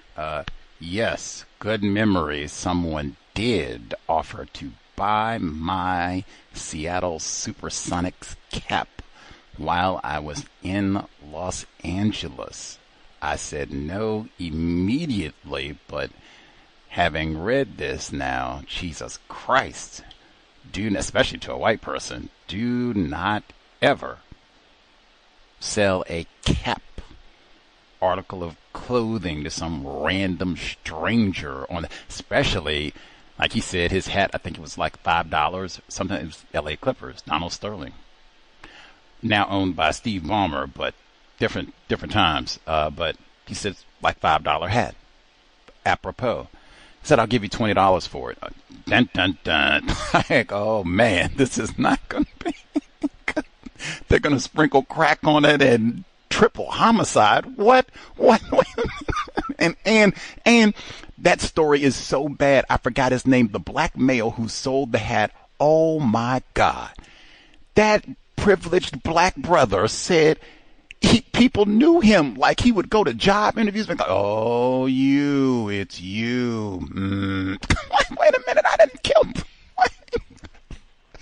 Oh my God, I told you, being a black male in Milwaukee, if it ain't some white dude trying to chomp on you, Jesus Christ. Jesse Anderson. Anyway, the word angry is in this here book 11 times. Now, did she call Susan Smith angry? Yes. And we talked about it. It was an important passage. It was when she was talking to the police and they got suspicious, or they voiced some of their suspicions, like, some aspects of your story don't seem valid. And they said she was so frail and pretty and white. She got angry. And I said, wow, there's a different side to this. Maybe she did kill these kids. So, yes, they did call her angry. We've already heard it. But the word angry is only used 11 times in this book. Privileged black brother Edwards will be called angry repeatedly. We haven't even heard how many times he's going to be referred to as angry. I don't think Brother Edwards killed anybody. Now, I haven't followed him around, and I don't know his whole life story, but I mean, he was out walking the street. Hey, he said 90% of the prisons are black dudes in South Carolina, so it seems like they're pretty proficient at locking up black dudes. He was walking the streets, so at any rate, he will be referred to as angry repeatedly. It's only in the book 11 times. We have to see, is Susan Smith referred to as angry repeatedly? Shirley got angry. That's one we already heard. We can even hear that one. Shirley McLeod is the one who did. She did not lie. That was one I forgot. I said last week, if this had been Lakeisha, and she said that someone drove off with little Leroy, little Jamal, and people began to doubt Lakeisha, like, I think this nigga woman, this is like some sort of welfare scheme, or she didn't want to pay child support, or if Lakeisha had ran to Shirley McLeod for help, Shirley McLeod wouldn't have done no interview like, hey, back up off Lakeisha. That's what I said last week. She wouldn't have done no character testimony, and I believe her, and she was weeping, and I saw her, and you believe Lakeisha. It wouldn't have happened. This is white supremacy racism, but Shirley had seen the agony in Susan Smith that terrible night. She could still hear the young girl's tortured cries, how her entire body shook when she spoke. And tortured cries. The wench doesn't cry. Anyway. And so when the reports began to surface that investigators were doubting Susan's story, Shirley was angry. I don't even know what to say. Particularly after what we got this week. I don't even know what to say. Let's see if we got any other interesting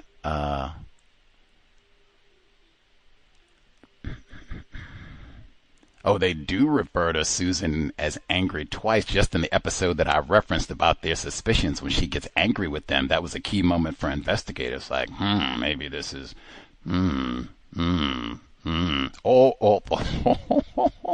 Stay tuned.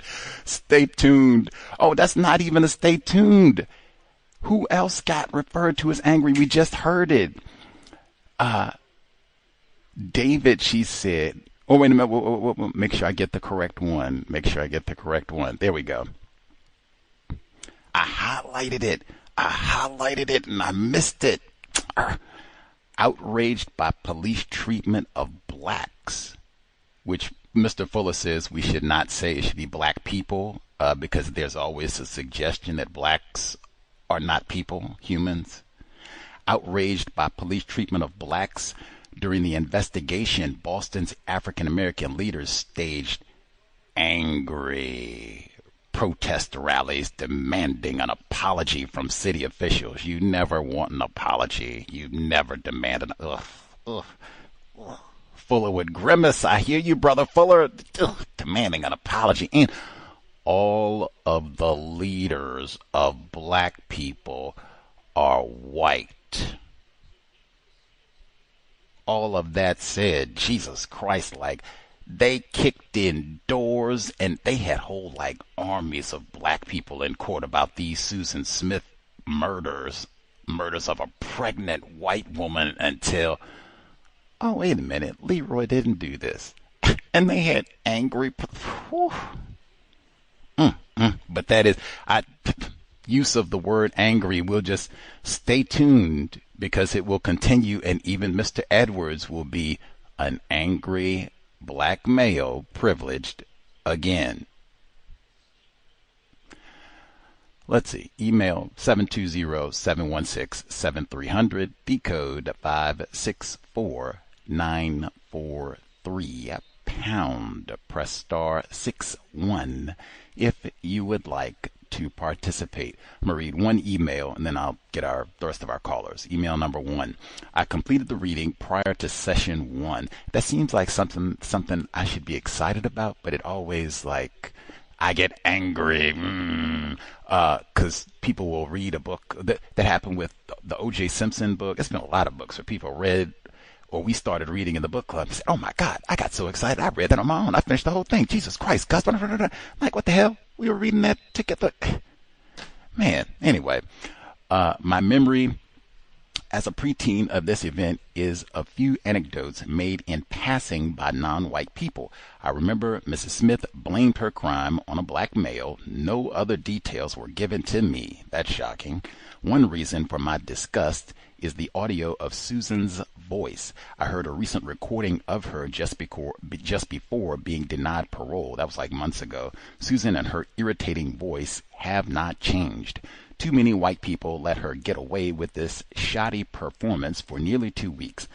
Double infanticide, racism, and wasted resources. You can bold-face print and underline all of that. Did you know Susan does quite well financially in prison? Kind of. I was under the impression that she's a white woman. And she's a white killer. They tend to do, people want to write books about that. I just read the CNN report. It was a documentary filmmaker coming to talk to her. Like Mary Kay Letourneau did quite well financially. They get the roast beef sandwiches and, all the rest of it. And I'd already heard they said that it was like white dudes that wanted to marry her and take care of her. Like several of them, like, oh my goodness, man, you a hot young thing. Boy, I'm all into true crime. You tell me about it. Were they asleep? Whether you tell me, you can let me know. Come on, we can talk. And most important, she's white. So I kind of knew. I didn't know all the details. She has many fans who send her money. Hey. The second reason for my disgust is being verbally taught by my non-white progenitors to model white people as parents. Woo! Mary Kay. At least they weren't too confused. I suppose when I was a teen, James Byrd Jr. was tortured to death. My progenitors spoke to me about what happened to him and to avoid sundown towns, racially restricted regions. Jasper. The last people non-white people should model as parents are Susan or Sue Klebold, Susan Smith, Susan's parents, Bev Russell, I mentioned again, Mary Kay Letourneau, Mary Kay's parents, facts, Lionel Dahmer, facts, or their spouses. Much obliged. Produce justice. Much obliged. You could probably add a long... Charles Stewart killed his pregnant wife and blinged it on a black dude. And I think Barbara Anderson, I think she was a mother of 3. She was a mother of 3. Blamed it on 2 black dudes. And just because this is not the first time I heard of SLED, South Carolina Law Enforcement Division. What's the first time that you heard of it? Alec Murdaugh killing his wife and his child. White culture. Other folks who dialed in with a hand up. Let's see. Never mind. Other folks who dialed in with a hand up. Hello. Irie, yes ma'am. Good evening, y'all. So I was listening to the first part on the way home when the mayor of Union, the black male, said that an apology would have gone a long way. And I'm not trying to be silly, but I use my dictionary again. I was able to get to like a simpler one, I guess you could say, for someone reading at a 6th grade level. That's what I had close by. And it said an apology is a statement from someone saying that they're sorry because they did something wrong. So what I'm not getting at is basically, he's confused because he wanted an apology from the police. They most likely don't believe that they did anything wrong. You may have said that, but I think you did, because you said her family apologized, and they were right to apologize, and that's the most you're going to get from them, because ultimately they're going to look at it like she did it, not us. But at least we're acknowledging that it was an act of racism to whatever extent we're comfortable, But for the police to apologize, not going to happen. That's what the police do, modern-day slave patrol, even if, you know what I'm saying, laws don't have to be broken for the police to do policing. The other thing about the lady that came to the door while you were talking, and I think Lauren may have said something that made me think. So I'm starting to think, after listening to this particular segment, that she may be and may know she's the type of person to be easily fooled. She may be naive. And that might be why when in the beginning of the book, they were like, she was skeptical, when Susan came to the door, like, who's this? What do you want? But then she opened the door anyway. And then as soon as Susan came in, she said Susan was crying and this, that, and the third. But like you just said, wasn't no tears. So that means she didn't have enough situational awareness, or she just wasn't astute enough in her own right to say, wait a minute, you playing like you crying, but I don't see no tears. Not yet in my house. Tell you what, how about you go back outside on the porch? I'm going to call the police for you. You sit outside and wait on the porch for the police. But because emotions, like psychopaths do, were projected in a way that she could relate to, she bought in to it. You know what I'm saying? And then when she finds out, hey, she said she did it. Nope, I ain't listening to that, because she can't deal with it. Because she literally can't deal with the fact that she got fooled. And I think it ain't the first time she got fooled on some stuff. And I'm stretching. I don't think a black person could fool this white woman the way Susan Smith fooled this woman. So she, like other white people, to me, my opinion, they know that there are more supreme white people than them that, like what you say, omit, obfuscate, and manipulate. I'm sorry, I'm getting it wrong. They know that they practice racism, and they still go along with the lies because, hey, I'm white, you white, it's all right. You know what I'm saying? So I'm not laughing at her, but it's like I feel like that was her personal defect coming out to dedicate to that lie when it was coming out more and more that she lied. And I'm going to mute my line for now. Thank you. Much obliged, Irie. I said that verbatim. What she just said, the police don't think they did anything wrong. White woman said that the children were stolen, and, Negro did it, and we don't have no children, so, Anyway, now, Shirley McLeod, that's the white woman that came to the door. I'm just following logic because I remember this is at the beginning of the book. I thought it was important that, unless my memory is wrong, she didn't fully unlatch the door. Like she had one of the chains on the door. So when Susan Smith comes running up to the door, oh my God, Negro carjacked me, blah, blah, blah, blah. She opened the door, but she still had the chain on the door.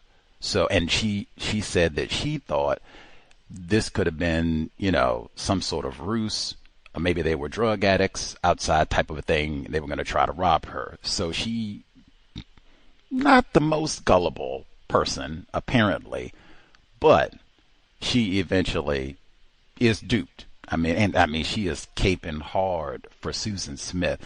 I think a part of the emotional buy-in is the racism.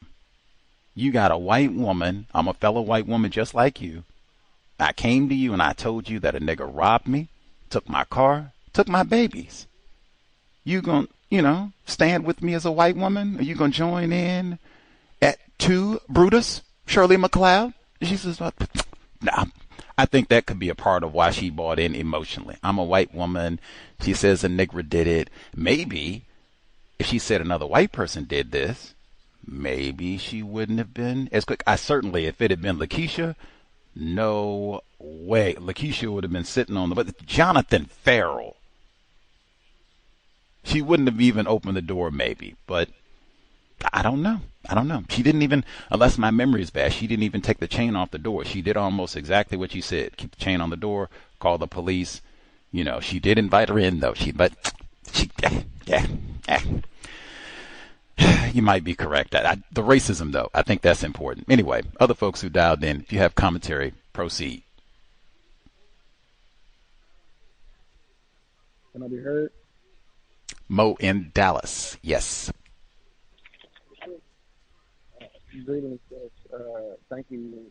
Your volume is a little low. I don't know if you're on speakerphone or if you're far from your microphone. Lots of black self-respect. Speak up. Is it better? Yes, thank you. All right, well, thank you. Again, greetings, Gus. Thank you for the program. Greetings to listeners and callers. I have not heard of Jesse Anderson, to answer your question. I've never heard of that, and that was very brutal, the way that he attacked his mate. I do understand, watching, like, shows and stuff, like, certain vicious crimes like that, they do tend to look at the mate just on the way that it's committed. Like, the face is a very, serious area to stab someone 23 times. It shows, certain psychological disdain for that particular, victim party, if you will. So, I mean, that just the way in which he did it might have inspired them to look at him even more. As far as the stepfather and their ongoing sexual relationship, that is nasty, very, very nasty. And like for her to want to call him after her children were supposedly missing, just kind of makes it all more, I don't know, weird. I don't see a victim of assault,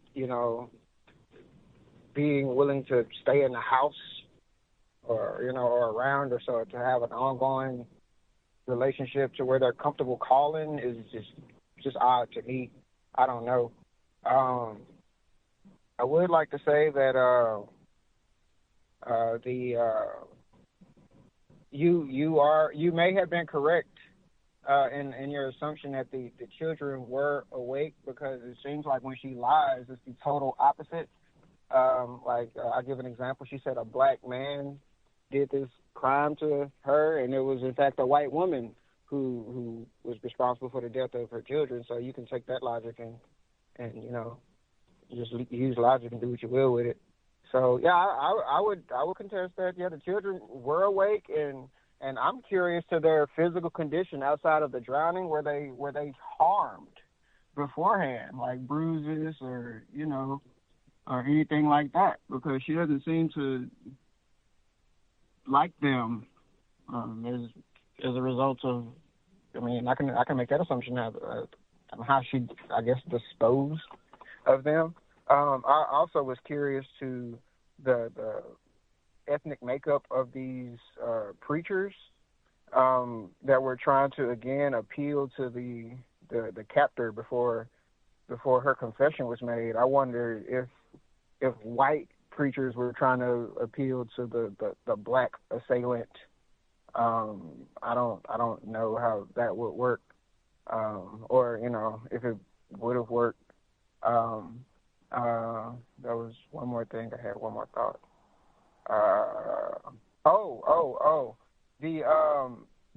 I feel like a lot of the. This is a personal feeling. I feel like a lot of the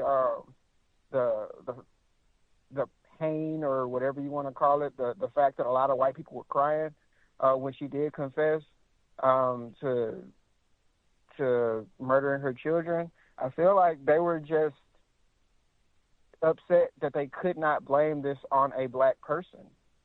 I feel like that's where a lot of those tears were coming from. Not the fact that the children were gone. I don't think there were more than the children. They do love dogs. I feel like if this was if it was found out that a black person did in fact did what Susan Smith said, that they would have had, an excuse to go on some sort of rampage or something like that, and her confessing kind of robbed them of what they would have liked to have done. Thank you. I mute my line.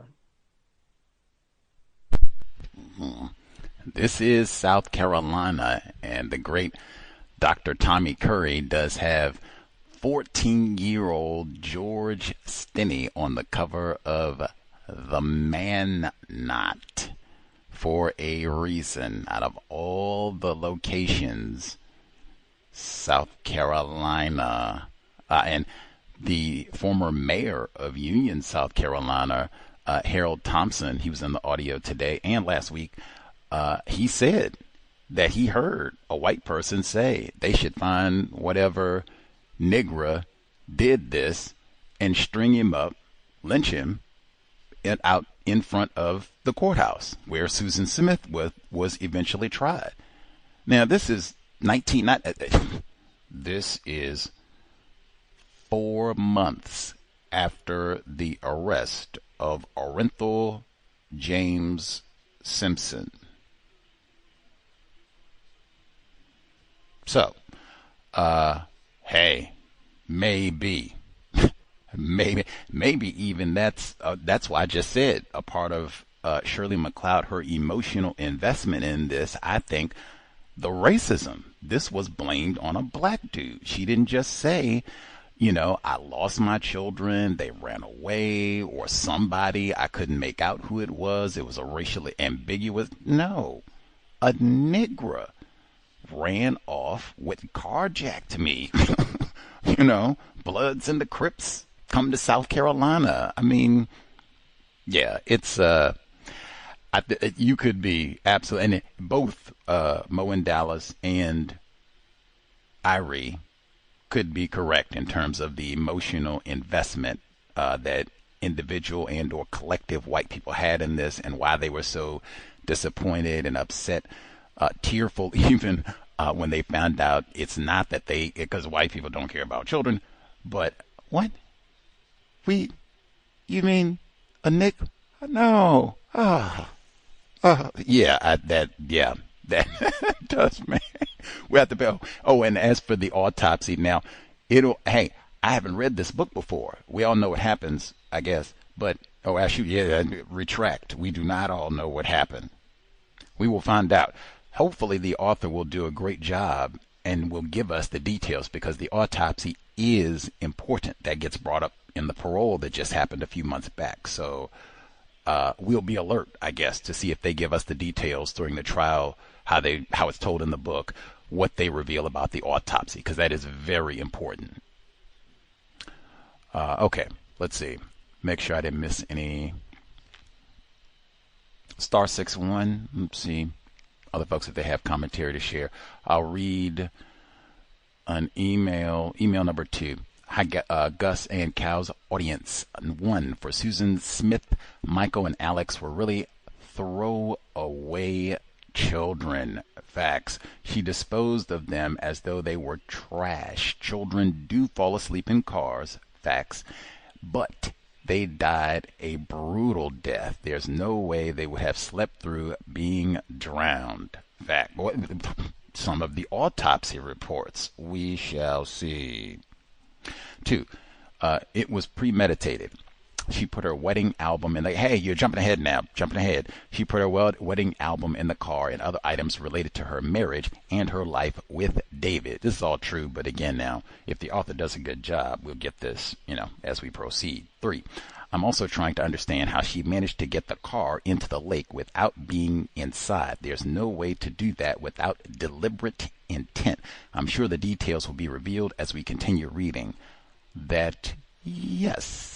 Oh, yeah, that should be true. I will hush because that should be true. The author should do her job. 4. Despite Howard Wells' carefully scripted plans, word of Susan's confession leaked almost immediately. That had to have been a policeman or woman.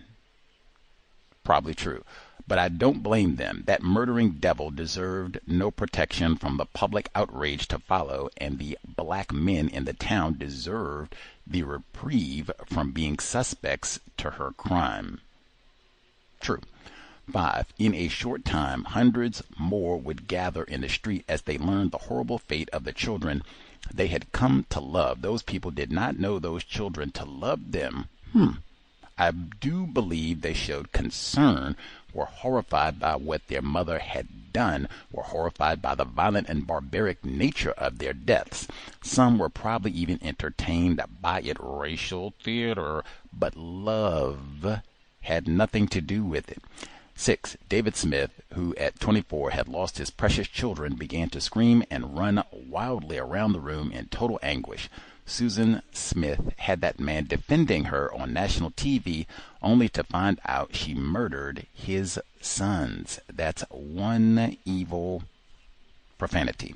7. While the scene from the city had played on all major networks across the street at the bank, Wanda Wells caught her breath. She and 6 co-workers had heard about the press conference on WBCU and had been waiting since 5 p.m. This woman doesn't do any work. I get the crime was major news worldwide, but that shouldn't have stopped them from working and catching up on the details on their own time. I don't think the same behavior would have been tolerated from any of the black staff if there were any. Now, her husband is law enforcement, so you might get a little bit more leeway, dare I even say privilege, power in the workplace if your husband is a lawman. You come out and got all kinds of tickets on your car and all the rest of it. So I don't know.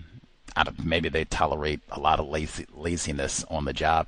And this was such a big racial theater. This was such a big case in a tiny town like the Alec Murdoch case. Same thing. It was such a big deal that, man, I mean, this is all we do all day anyway, so we might as well take 10 minutes off from the job and sit around the water cooler. And you heard about Susan?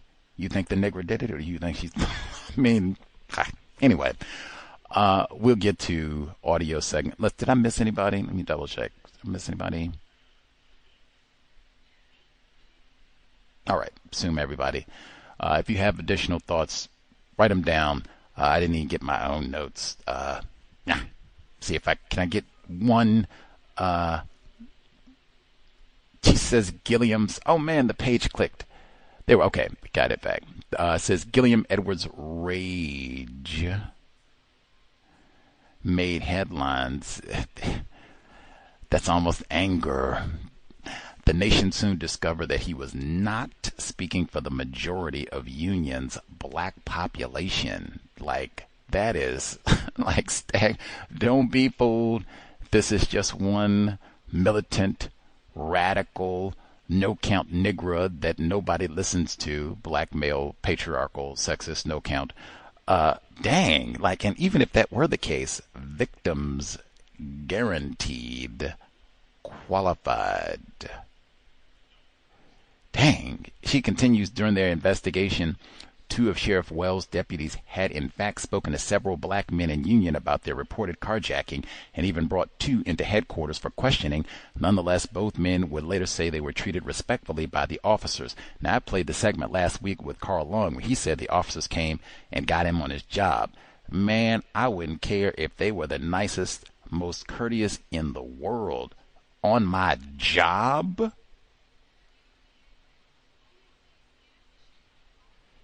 Even if I work at McDonald's.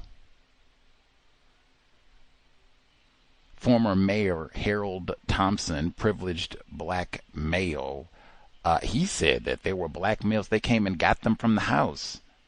He didn't say, oh man, they were so kind and courteous. It was the most pleasant experience given the context. That's not what he said. He said, at least they could have apologized. Why would they need to apologize if they were so courteous, professional, dignified?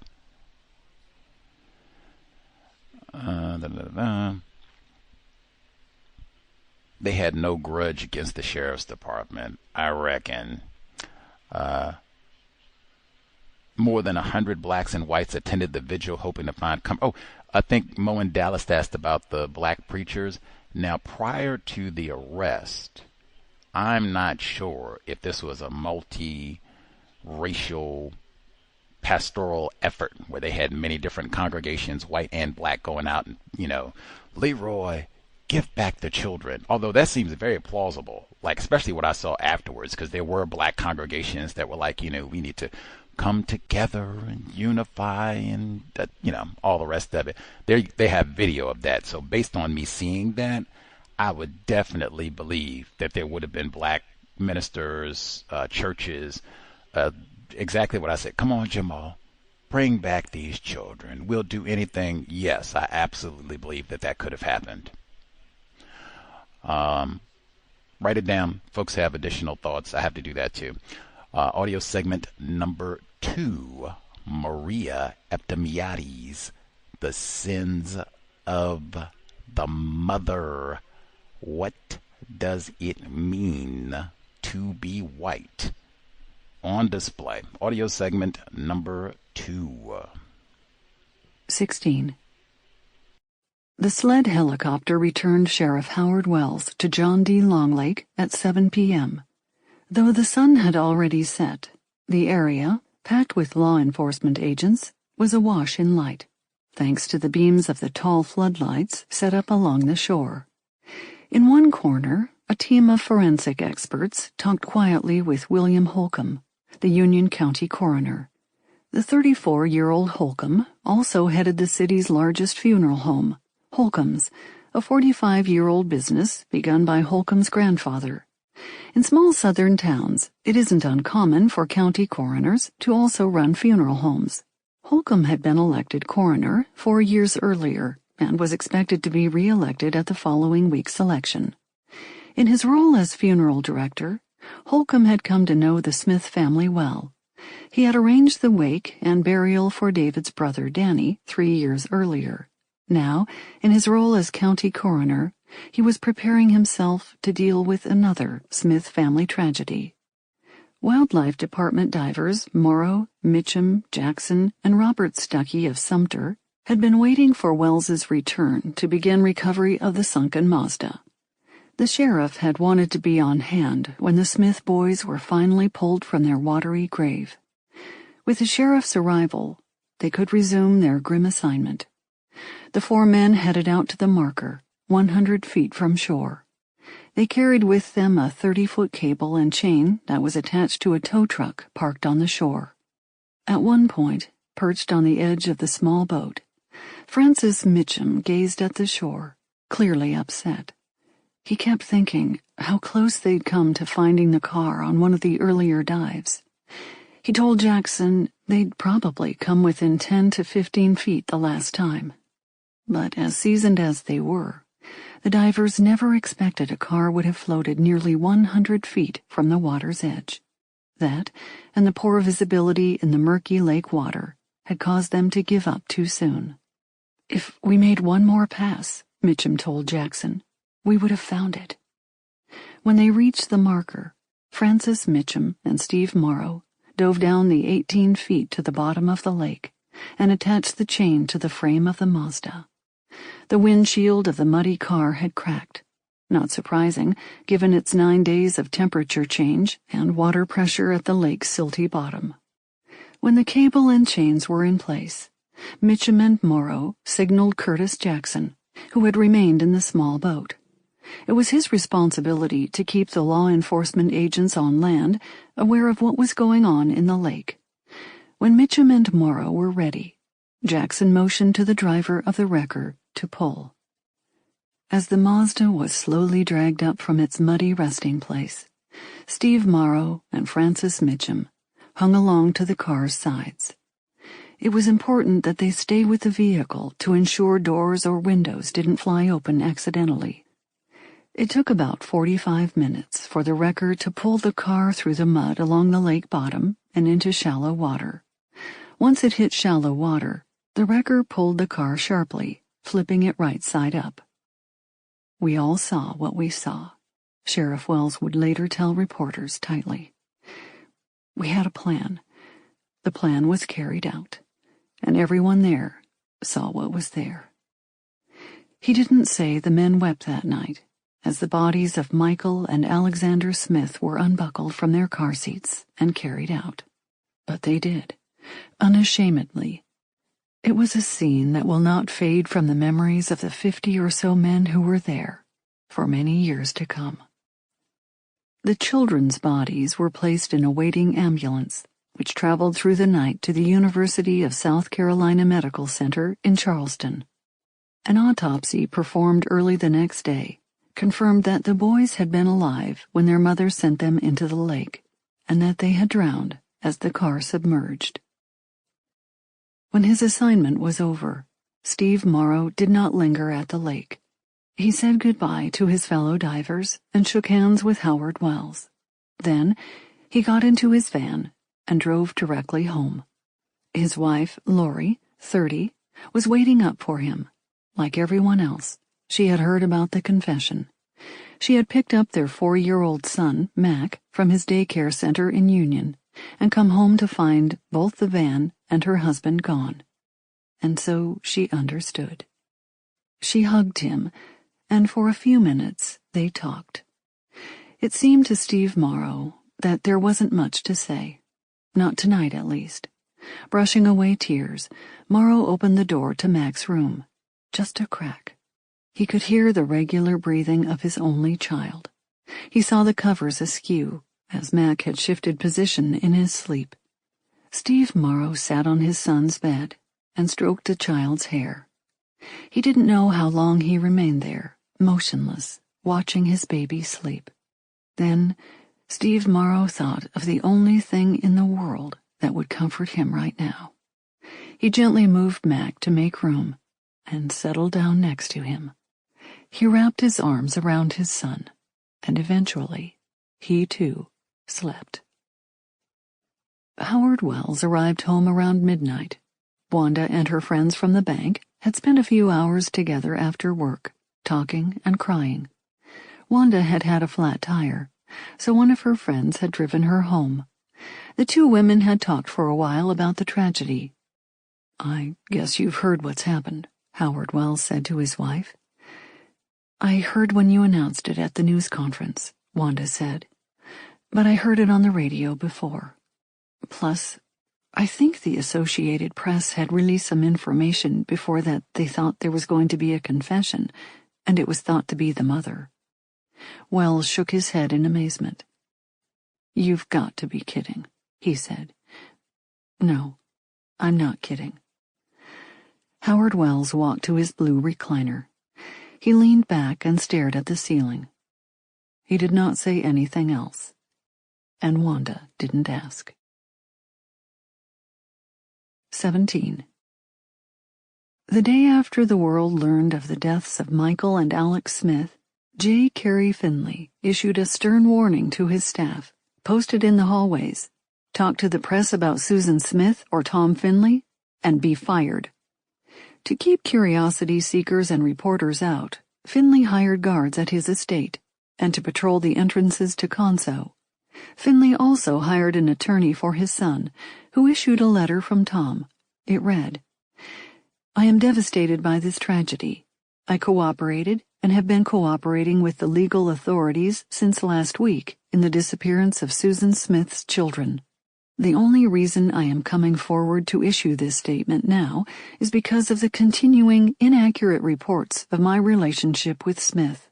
I did have a relationship with Ms. Smith, and on October 18th, I told her that I was terminating that relationship for a number of reasons, and gave her a copy of a letter to that effect, a letter which I gave to the authorities early in this investigation. One of the reasons for my termination of the relationship was that I was not ready to assume the important responsibilities of being a father. However, that was far from the only reason for terminating the relationship, and certainly was not the most important. At no time did I suggest to Ms. Smith that her children were the only obstacle in any potential relationship with her. I know nothing about what happened that night, or why it happened. I intend to continue cooperating with the law enforcement authorities in their investigation, and I share in the grief of this community in the loss of the 2 children. I will make no further statements. Earlier that day, a well-dressed man stood outside of Joyce Flowers and Gifts on Main Street in downtown Union, waiting patiently for it to open. Shortly after 8 a.m., Paul Patrick, Joyce's husband, arrived. He greeted the stranger, surprised to find him waiting. Patrick fumbled with a sizable collection of keys and unlocked the door. The man told him he wanted to send flowers in memory of the Smith children. "I was coming through town," he explained to Patrick. "I felt like I had to do something." Patrick nodded. "What are you looking for?" he asked. The man requested a large cross made of blue and white carnations with a banner that read, "We love you." He filled out a card and paid for his purchase. "Could you take it down to the lake?" he asked. Patrick wasn't sure he'd heard correctly. "To where?" he said. "The lake," the man replied. "I thought that would be appropriate." "What do you mean? Whereabouts?" "Just set it on the ground." Patrick told him he would. Later that morning, the first flowers made their way to the edge of John D. Long Lake. Within days, flowers covered the boat ramp and the surrounding grass. The brick and concrete plaque at the rim of the parking lot that read, "John D. Long Lake, named by the General Assembly of South Carolina for John D. Long, 1901 to 1967, Senator, sportsman, friend," would ultimately be entirely shrouded with notes and poems, children's drawings, toys, and balloons. By mid-morning on Friday, November 4th, the orders to Joyce Florist were coming in rapidly. They arrived from mourners all over the United States, and even from Canada and Mexico. In all, more than 700 callers had flowers sent to the lake, the church, or the cemetery in memory of the murdered boys. Almost none of the callers had ever met Michael or Alex Smith, and most didn't even know the family. One caller ordered 2 crosses and requested that they be placed on either side of the casket. Another spent $275 for an arrangement of red flowers shaped like a heart and decorated with 2 teddy bears. During the days after the boys' bodies were discovered, Patrick's wife, Joyce, often stood by the teletype, watching the orders as they came in. She'd read the messages people had asked to have sent along with their flowers. More than once, Patrick saw his wife cry at the teletype machine. Every few hours, Patrick and his wife called wholesalers, ordering more flowers, more plants. Earlier that morning, Lisa Caveney, an FTD representative, had called the Patricks to warn them to expect a deluge of orders. The International Flower Delivery Service was channeling requests to them from around the world. "Do you know what you're in for?" Lisa asked. "It's going to be like catching 5 gallons in a coffee cup." Patrick told her they could handle it. After all, they'd been in business for 30 years. Nonetheless, they were stunned by the volume. By noon, the couple had called their daughter and niece in to help answer phones. By 2 p.m., Patrick told the women to tell anyone else who called that they could no longer do custom designs, no more teddy bears, hearts, or crosses. "No more special stuff," he said. "Tell everybody it's open orders." An hour later, he told reporters to leave the store. They'd been coming in all day, asking questions, poking around. "You can't talk to them," he'd say, as they continued to try to pester his daughter and niece for details about the orders coming in. Finally, he kicked them out, "All of you guys got to go," he said. "Now." As he worked, Patrick thought back to the times he'd spoken to Susan Smith on the phone. Ever since she had begun working at Conso in 1993, she'd frequently called in company orders, buying elaborate arrangements to display in the Conso lobby or to decorate tables at special events. He remembered how polite and soft-spoken she sounded, that light southern drawl. During the week the search was on, Patrick had fielded several calls from people who wanted to send flowers to Susan and the Russell family. The requests had made him uncomfortable, and he told the callers so. "I think it's a little premature," he'd always say. But the customers always insisted. They said they were friends of Susan's or co-workers. They wanted to show their concern and to tell the family their prayers were with them. Patrick learned of the children's death from patrons at a Rock Hill mall where he had been shopping with his daughter and grandson. Once a week, when his wife went to visit her mother, Patrick drove about 20 minutes to his daughter's house to spend the evening with her.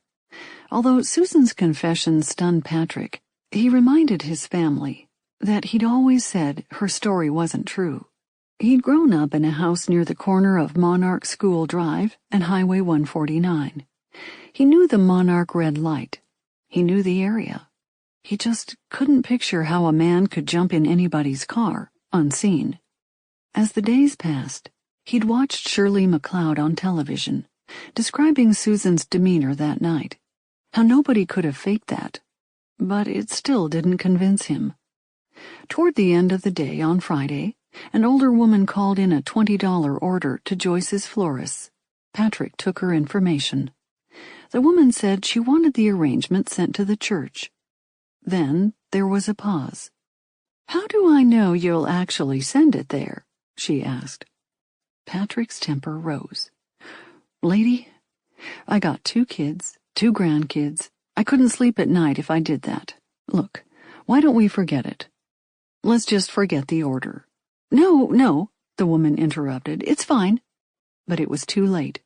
"Well, no," Patrick said brusquely. "I'm canceling your order." And he did. By 10 p.m. that night, Patrick was exhausted. His wife, Joyce, and their daughter and niece had joined him in the back of the shop, designing and making flower arrangements for the next day's deliveries. At last the phones had stopped ringing. The teletype machine was quiet. But the women had been talking non-stop for hours, and it was starting to get to him. He'd been trying to ignore them, but it grew harder as time passed. The women spoke wistfully of the children, those innocent little faces they'd seen in the newspaper and on TV. They wondered aloud about the boys' last moments, about the fateful car trip and the cold water in the lake. Patrick kept warning them to stop. "Listen, I can't take no more of this," he snapped. "Please, please stop talking about that." For a few minutes, the women would fall silent, wrapping flowers and attaching bows. But then someone would start again. How horrible, how unforgivable. What she did. Imagine, a mother, blessed with children. Anyone would have taken those little boys. Anyone. Finally, Patrick tossed his work aside. "Hell, I'm getting out of here," he barked. His wife, Joyce, reached for his hand, concerned. She knew how much the deaths of those children hurt. "You go on then," she said kindly. "Go home." Patrick drove through the deserted streets of Union. At home, he reached for a bottle of Chivas. He rarely drank, but that night, Paul Patrick poured a half glass and downed it. He went to bed and lay there for hours, unable to sleep. At 3 a.m., he threw off the covers, got dressed, and returned to the store.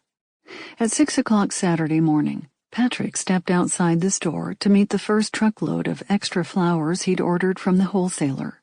By 9, a steady stream of out-of-town visitors had begun dropping by the shop to pick up bouquets of flowers to bring to the lake. All day, Patrick's wife stopped working when visitors asked for directions to John D. Longlake. She'd pull out paper and pen and painstakingly draw a map. Take East Main Street straight out until it becomes Highway 49. Past the red light at the intersection of Highway 49 and Monarch School Drive, and in a few miles, go over Ming Creek. Pass over Big Browns Creek and Little Browns Creek, and a few miles out, turn left at the John D. Long Lake sign. It was really quite simple, she'd explain.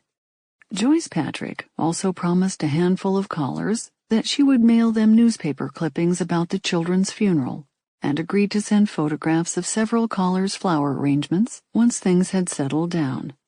She told the callers to call back if they hadn't received their pictures soon. Now, I might forget, she warned them, so be sure and call me to remind me. That day, her husband took a break and looked around at all the activity in his shop. It's like a big holiday, but nobody's happy, he thought sadly. Like a big holiday, they say. Katherine, Massey, Book Club, I will say, just for my sick white brother, Tom Finley, this right here, sterling illustration on many levels. No hanky-panky in the workplace. Now that's Dave and Susan too, but then you got Susan and Tom again. Even that, why do you keep having all these arrangements, sexual activity with your co-workers? Maybe that's not the way to go. Go meet people and find some folks, find a fella that doesn't work in your building. Things might have worked out better. I don't know. But man, and I say it for many reasons. One of those reasons being you don't want something like this. All of your hanky-panky, man, that's got to become public. We got to look at all your text messages. Now, see, they didn't have text messages here, but man, we got to go and let us see this letter that you wrote about the breakup. Got to read what you said and all of that. Who wants to endure that? Doesn't that sound embarrassing? This is supposed to be private. Now I got to have the whole world, got to have this online. I say that all the time. Now I got to have this online. People can just click, get a PDF of this at any time. All of our little nicknames and stuff, Honey Boo and all the. Ugh. You really want to go through, you want to be either one. You want to be Tom Finley in all this? Come on. No hanky-panky in the workplace. And you see, the company, look what they got. They got to get security, get codified. Hey, we are not talking about Tom Finley, who got the job because of nepotism, but we're not talking about Tom Finley or that no-count Susan Smith. You say anything, you are fired. No snitch code too, but I mean, lots of it. That's like a low-key major lesson of this book, methinks. No sexual activity with your coworkers. Hey, if just Susan had practiced that, we wouldn't be here. If just David had practiced that, we wouldn't be here. No sexual, maybe if Tom Finley, now that's a little weaker because I think Susan could have found something or someone else to distract her where she would have thrown those children away regardless. So, maybe not so much with Tom Finley, but just one or two people saying, no, let's have a little more sense. No sex in the workplace. Saved all this money and racism. The number is 720-716-7300. The code 564943 pound. Press star 61 if you would like to participate. I'm going to finish the last email. This is email number 2, and then we'll get the callers. Email number 2, point number 8. Tears in Union that night fell in living rooms and grocery stores and the churches where people stopped to pray, and the cars where drivers listened to the simple, succinct words that said that the unthinkable had occurred and that it had taken place right there in Union, the pain of a small town reaching out to a grieving nation. There may have been tears in Union that evening, shed even by black people grieving for Michael and Alex. But the author's lack of acknowledgement of the racism perpetrated is notable. I am very sure black people would have had much to say about the fact that Susan Smith blamed her crime on a black man the very evening Wells gave that announcement.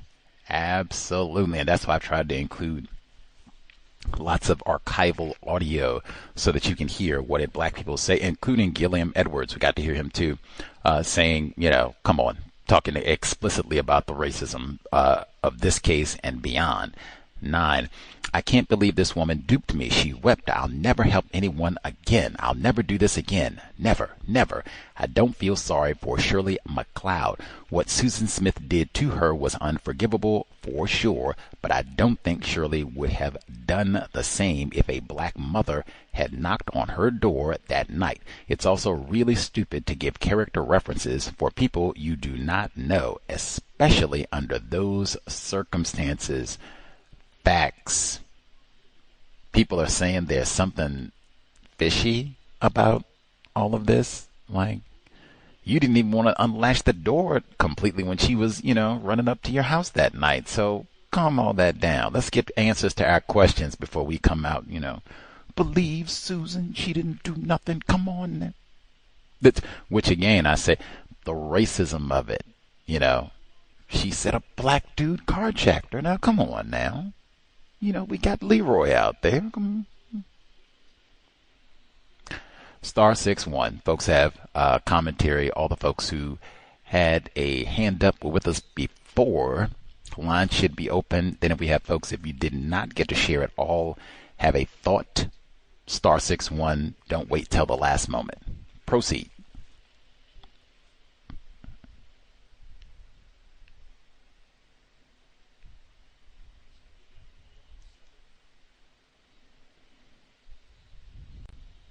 This is Fred Douglas again. Just a couple of things.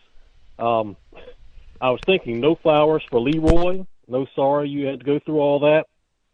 And then my only other thing is that white people were suspicious of this Susan Smith. You had Paul Patrick, the flower shop owner, who was familiar with that intersection and wasn't convinced by, with the story that Susan Smith gave, and also was not convinced by Shirley McLeod's depiction from her TV interview. And then you also had that white woman neighbor. So you got all these white people up in arms and whatnot about this whole situation, but it seems like there's a good number of them who may not have bought it at all, but remain silent.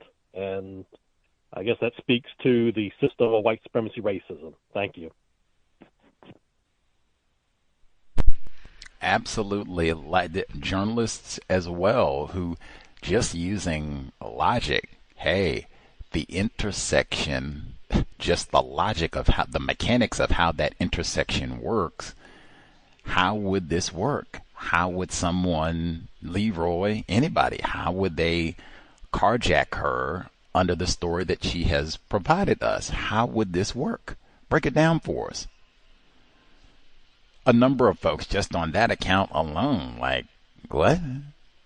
What? Anyway, no flowers for Leroy. Now, I didn't even hear, hey, Brother Edwards, you sound right angry. Send you a bouquet, send you a monstera. Hey, put a smile on your face, black brother. I know Susan Smith is a lying racist wench. I know, but don't be angry. Hey, what's it? Not all white people are racist. Smile, Brother Edwards. Here you go. Have some flowers, brother. I got a bouquet, got your name on and everything. Look at that. Put Clemson Tigers colors on the bouquet. Wouldn't know about that.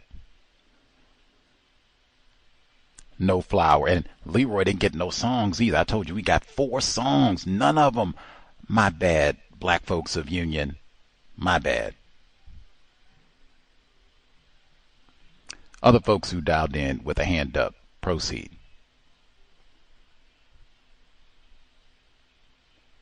Can I be heard? Lauren, yes, ma'am. Evening again, everyone. I didn't have a lot for that section, but I did notice that when Tom Finlay, when he sent the letter in, he called her Miss Smith, MS period instead of MRS period. I realize that Miss includes married and unmarried females, but Susan Smith was married, so I don't know. I just noted that. And then at the end there, when they were talking about the lady at the flower shop, Joyce Patrick, she promised a handful of callers that she would mail them newspaper clippings about the children's funeral and agreed to send photographs of several callers' flower arrangements once things had settled down. She told the callers to call back if they hadn't received their picture soon. Now, I might forget, so be sure and call me to remind me. The picture of the flowers, that's, I guess it's understandable, but the newspaper clippings about those dead children, they don't live in town. I wasn't sure what to make of that, and that's all I have. Thank you for allowing me to speak. You said there was a news, or you weren't sure to make of what? Like, I don't understand why they wanted newspaper clippings about the dead children. Like, if they lived there and they knew the children, that would be one thing. I don't know. I don't know why she would need to do that. Does that seem weird to you, or is it just me? I'm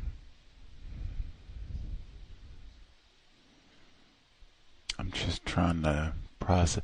Well, I guess is that like reasonable? If you're let's say you're a white person, we're going to presume these are white people. So it's a white person in Montana, let's say, and they put in an order for some sort of bouquet for the boys.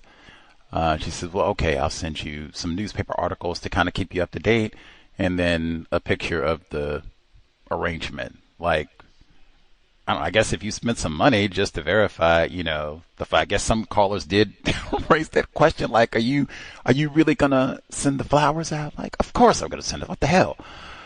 So I guess one verification, and then if it has touched you enough for you to spend money all the way from Montana, maybe they aren't having daily updates about this case in Montana, so you might appreciate some of the local information, especially if you look at this in like the true crime lens before internet was as widespread in 94. So it might not be, you can just go on your phone and, you can get all the details that you want to know about everything that happened there. Like, oh wow, I got a little bit of, true crime memorabilia, right from the epicenter of where all this happens. Does that make sense? Yeah, it seems a little gruesome, macabre. I don't know. Maybe if it was your own newspaper and you cut the article out, that's not that crazy. But to have someone from across the country cut a newspaper article out about these dead children and mail them to you, and not just one person, but she did this with several people, I thought it was kind of weird. That's all I'm saying. Not the pictures of the flowers. That's understandable. It's true crime. This is before you could get online so easily and get all the local data that you want, and podcasts and everything else. You can watch all the local news updates and everything else like that. So yeah, during this time period, I suspect I could see, like I said, the true crime, especially if these are white women. Oh yeah, they would eat that up. Like, oh my God, we got some actual newspaper union clippings, and look, they got pictures of Susan's. Because like if you're in Montana, or Wyoming, Washington State, if you're someplace far away, like, maybe they didn't have the little daily updates, or certainly they'll have things in the local paper that you wouldn't get access to from far away. So yeah, true crime. Other folks who dialed in, if you have commentary to share? Proceed. Excuse me, Mark. I'm not trying to read too much into it, but I just don't like. I'm just not feeling this part of the book how the deaths of white children, but children nonetheless, like is creating a small little boom in business, you know, for like the florist and what do you call it, the undertaker, who's also the coroner. I also didn't particularly care to know that he assumes both positions in that town.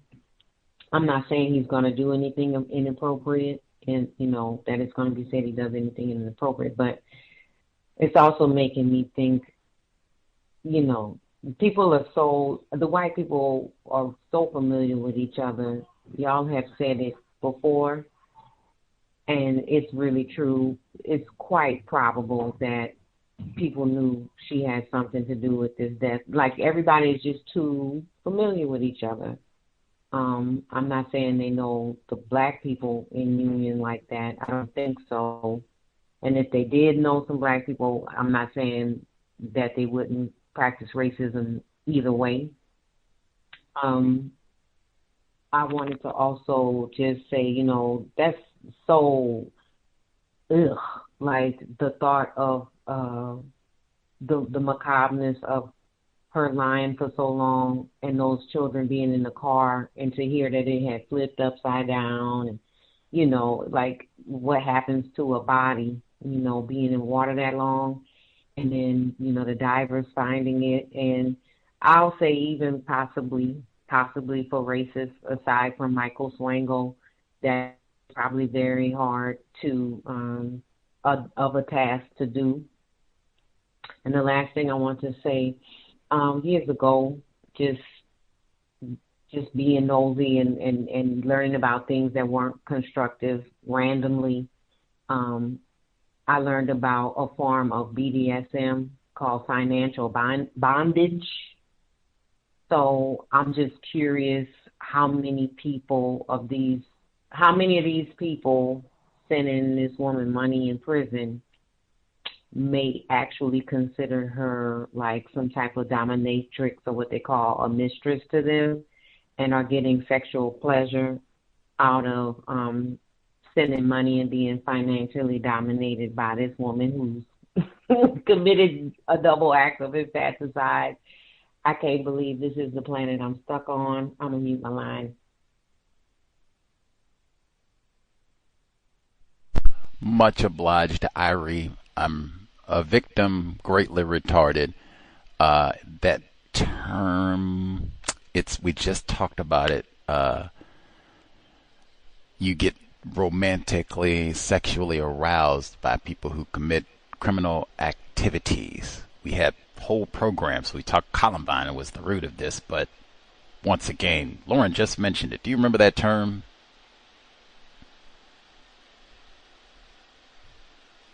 Is it a sentence? I don't know.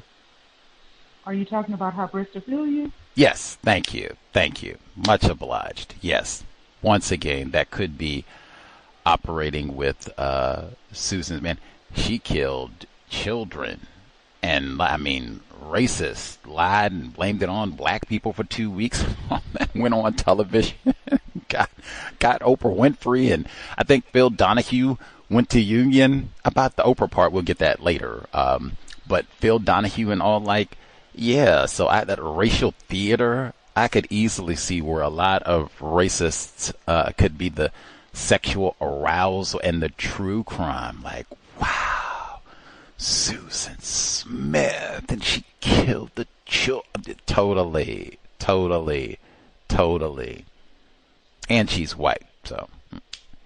Other folks who dialed in, if you have commentary to share. Hybristophilia.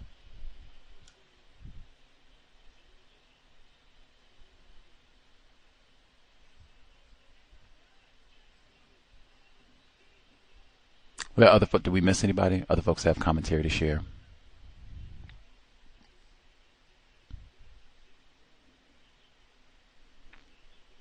I don't think the kids were asleep anymore. I know kids will knock out on you, but at the same time, when a child is very tethered to a parent and something is amiss or awry, they'll wake up on you. I believe the kids were awake now. I'm not saying they were crying and all that thrashing until, maybe they got submerged, but I think they were awake. It's challenging for me to process that. It's challenging for me to process that they could, both of them. That's again like maybe if it's one that you think you can tiptoe out of the vehicle and they got a good meal beforehand and all that, but two, I just don't. No, nope. I do not believe that at all. Like I said, I think the details should be explained in terms of how this vehicle went into the water. That should be answered if the author does her job. So we'll pay attention. Yes, did somebody? That was described in like the first 2 or 3 pages of the book. That was the very beginning. They said, she went to the ramp. She puts the car in park. She gets out. She was supposed to stay in the car, but she gets out. Then she she puts the emergency brake on. Then she lets it off. The car rolls down the ramp slowly, then goes in the water. That was like at the very beginning of the book. Oh, well, right on. I didn't know if they were going to give us some more details at the trial where they, how long it floated and all that stuff. But yeah, right there. I just don't believe that you could do all of that, opening the door, and I just don't believe that both of them they're going to sleep through. I have to see the ramp too, because sometimes those ramps are noisy. Like, I don't know if people have been where the lakes or what have you, where you can drive down or take your boat down right into it. Sometimes they are not the smoothest surface in the universe. So I do not believe that. Sorry, gang. I could be wrong. And she lied. That's most important. She lied. She gave one statement where she said they woke up, one of them, and if one woke up, I wager that they both woke up. So, and she lied. But yes, thank you for reminding us. Very beginning of the book in terms of how the car goes in, and then we'll stay tuned and see if they give us any extra for the trial, since they did a reenactment and all that. Let's see. I'll get our last email in, see if other folks have any commentary to share as well. Let's see. Email number 3. I'm going to have to go back to look to see if they include, are they asleep? Are they awake at the beginning of the book, to give any details that would lean either way on that too. Let's see. Email number 3. Gus, listeners, callers. I thought this might be interesting given the current text. 2 black men wrongly accused in 1989 killing of white woman in Boston get $150,000 from the city. NBC News Associated Press. This was Charles Stewart case, talked about in the book today, where the suspected racist made up a story about black men carjacking he and his pregnant wife and murdering his wife, which was mentioned in the text. $150K seems like a paltry sum.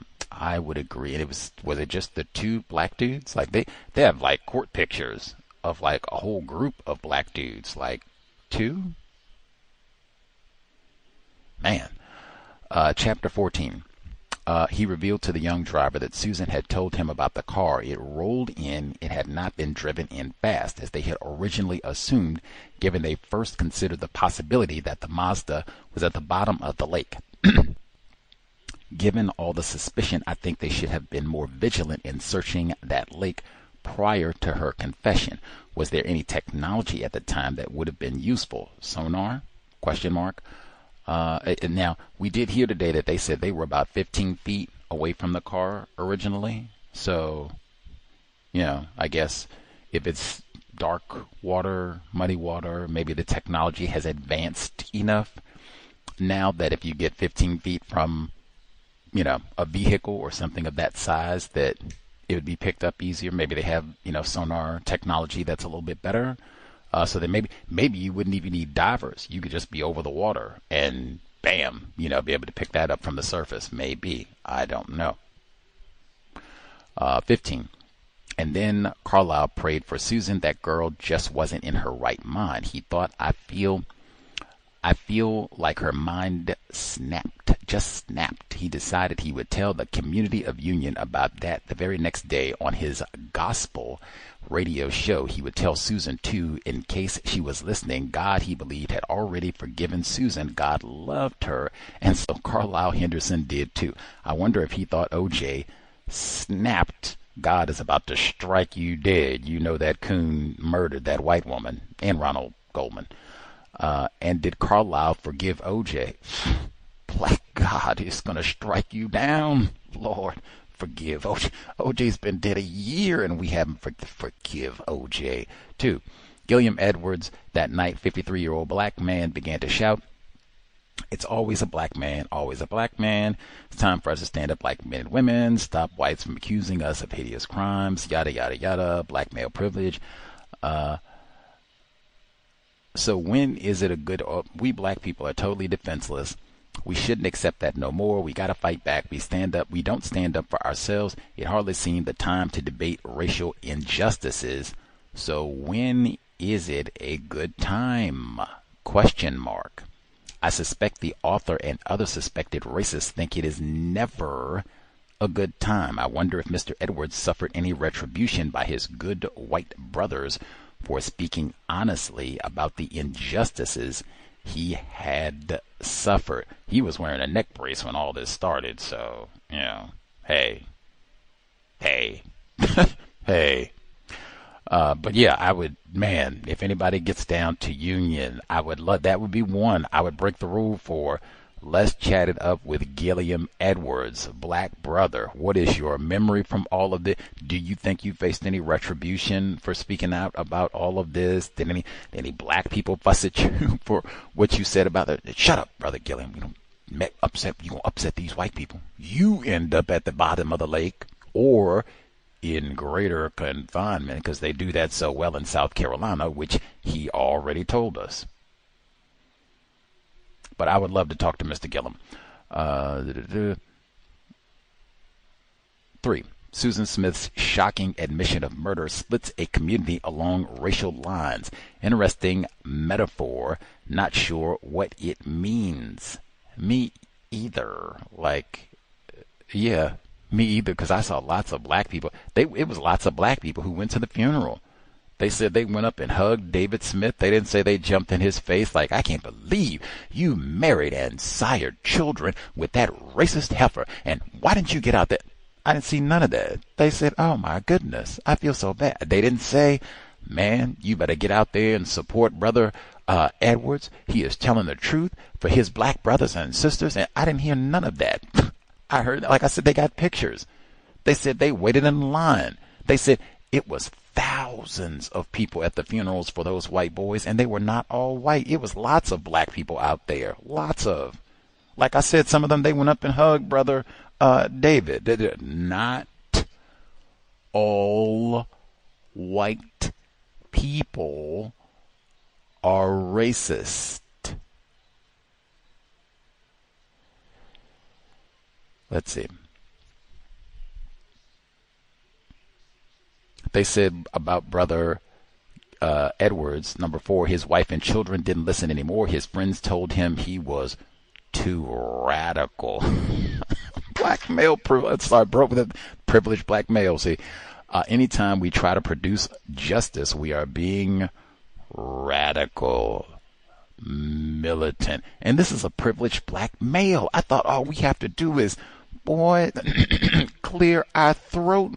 Boy, you please. Nobody wants to hear you. Get on out of here. Yeah, get out of here. 5. People like Susan Smith didn't know what it was like to be a black man in a small southern town who wanted to blame him for their horrible deeds. They took no responsibility, only shifted blame. Susan Smith knows what it's like for a black male. White people are not ignorant about racism. Facts. 6. During their investigation, 2 of Sheriff Wells' deputies spoke to several black men in Union about the reported carjacking, and even brought in 2 to headquarters for questioning.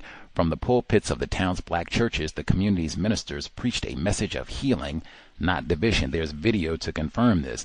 Message to the nation that the city was not bitterly divided on racial lines, whatever that means. So much in this passage, the religion of racism, white supremacy, blurred lines. So much metaphors can be so dangerous in fomenting confusion. Could it be that black people in this town were looking for unity and healing in order to avoid retribution by white people? Facts. They know what can happen when suspected racists get mad at them. I think Strom Thurmond was like still alive, well, in office, a senator, race soldier. Like, not that he would be the only one. I'm just saying for context, like, dang. They know what can happen when suspected racists get mad at them. Sure, the blacks and whites on this plantation are just one big happy family. Strom Thurmond, on cue, Strom Thurmond. Chapter 16. In one corner, a team of forensics experts. Got too far. Sorry. We will pick up there. Oh, wait a minute. I thought we did. Yes, we did read. I was thinking, like, wait a minute. Did we read? Yes, we did. In one corner, a team of forensics experts talked quietly with Willie Holcomb, the Union County coroner. The 34-year-old Holcomb also headed the city's largest funeral home. Holcomb, a 45-year-old business begun by Holcomb's grandfather. Coroners in these small towns are like a patronage white nepotism jobs, and many are not professionally trained. See County coroner confuses 2 dead babies. One family buries wrong infant. The spokesman review. We trusted the same process and policies as we always do, he said. Indianapolis Review forensics experts were probably brought in due to the high-profile nature of the case.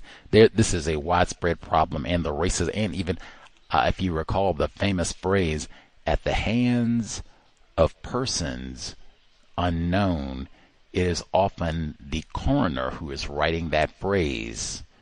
Nothing to investigate here, at the hands of persons unknown. 2. An autopsy performed early the next day confirmed the boys had been alive when their mother sent them into the lake, and that they had drowned as the car submerged. Just ghastly. Absolutely. I mean, she didn't even do Devontae. She could have got NyQuil. She could have given them, I think that was said in the book today, she could have given them lots of better, not that NyQuil would have like, oh, right on, she's a saint. I'm just saying, like, Jesus Christ. And then the line, that's what I said, then to recognize how ghastly this is, and oh no, they were peacefully asleep. Lying wench.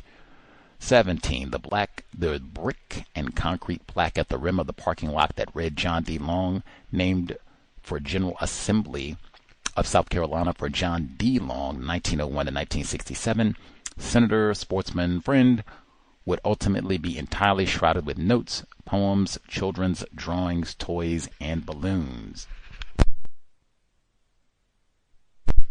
Erecting memorials, plaques celebrating suspected racists seems to be an integral part of maintaining the system of white supremacy. Let's get carving. Congresswoman introduces bill to add Trump to Mount Rushmore. Wow. Do it. Let's do it.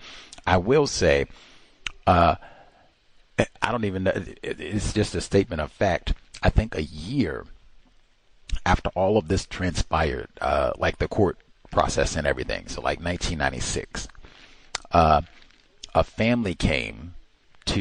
white family came to leave like balloons and pay their respects to Alex and Michael. And I guess at the time they had the monument to these two children closer to the lake and the ramp where she let the car go in. And so they had the car parked, and somehow the car either went into neutral or drive or whatever, but the car went into the lake accidentally, and 7 people died. And this is like 2 years afterwards. So they closed the ramp to the lake, and they moved the monument to the children back like, I don't know, like 100 yards. So it's not in the same spot from where it was originally, from where she's talking about in the book. It's not there anymore. And you can't even do what she did. You can't even do anymore. And they talked about like, oh my God, like this lake is, haunted, like Jesus Christ, like the number, right? That to have that death is directly associated with, because that's why they were there, to pay their respects to Alex and Michael. And bam, 7 people died just in this total accident. Van slipped into the lake, and anyway,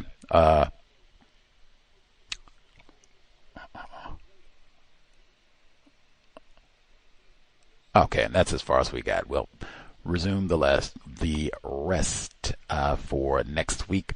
I was thinking we were going to finish this book next week, but maybe we won't. Yeah, I'm not sure. We'll have to see. At minimum or at max, we'll have 2 sessions left, and it might just be 1. Have to see how long all of this is for next week to get through the trial and all that good stuff. I even go back and relook at the beginning to see, did they give any clues about, whether the children were alive or, all that, or awake, were they awake at the time that they went into the water? Let's see, anything quick I want to get in. The elder Finley giving the warning to all of the staff and what have you about no snitching. Wow. White people, that right there. And you say you will not be employed anymore. Loose lips get termination slips. No snitching. No snitching. I think Irie even raised the family, or we said that before, the uncooperative nature of Susan Smith's family made them seem suspicious. And then Irie just compounded that today in saying, man, the white people are not ignorant about other white people. They know Susan. They've been around her for all these years, seeing her activity and how she behaves, listening to her, watching how she behaves with these children. That's why the neighbors, Dot, who said she was suspicious. She said something is fishy about this. And she was saying the same thing. The light doesn't work that way. Someone carjacked? Really? What? You didn't even leave the porch light on. What's up with that? You always leave the porch light on. Not if ain't no little people coming back here. I don't need no porch light on. Premeditated. But yeah, if the people, her just casual neighbors who would just passively observe her, if they were already calculating like something is not correct about this, her intimate family, and in fact, Dave's grandfather, he said in the book, when Dave first told him, like, what happened? You didn't, what? He said, like, I did not believe this from the beginning, but, whatever. Dave said he believed her, fine, we go forward. But I mean, yeah, the people and even some of this might even be if white people don't care about children. They have been molesting her for a decade anyway. Yeah.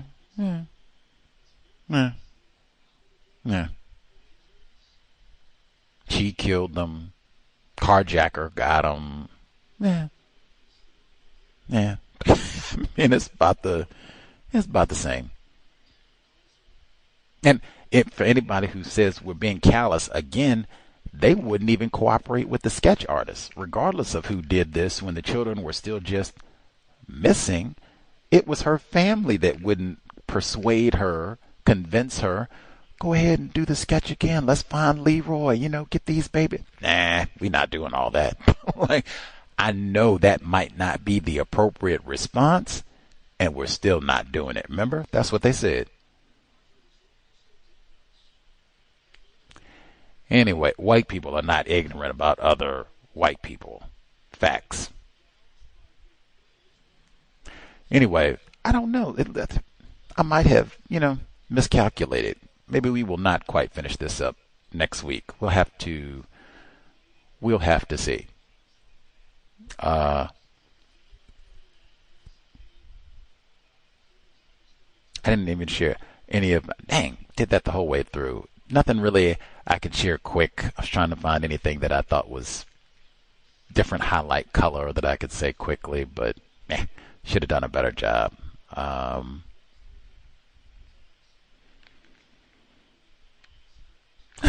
They said some tried to shout down, Gillum Edwards.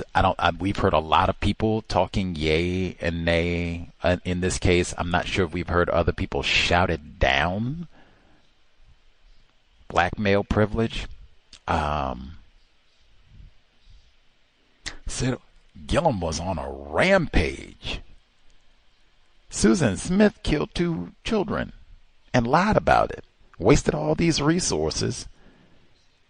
Gillum Edwards is on a rampage. They had white people on horses out looking for these children. I haven't even seen any pictures of Mr. Edwards on a horse, a pony, wagon, tricycle.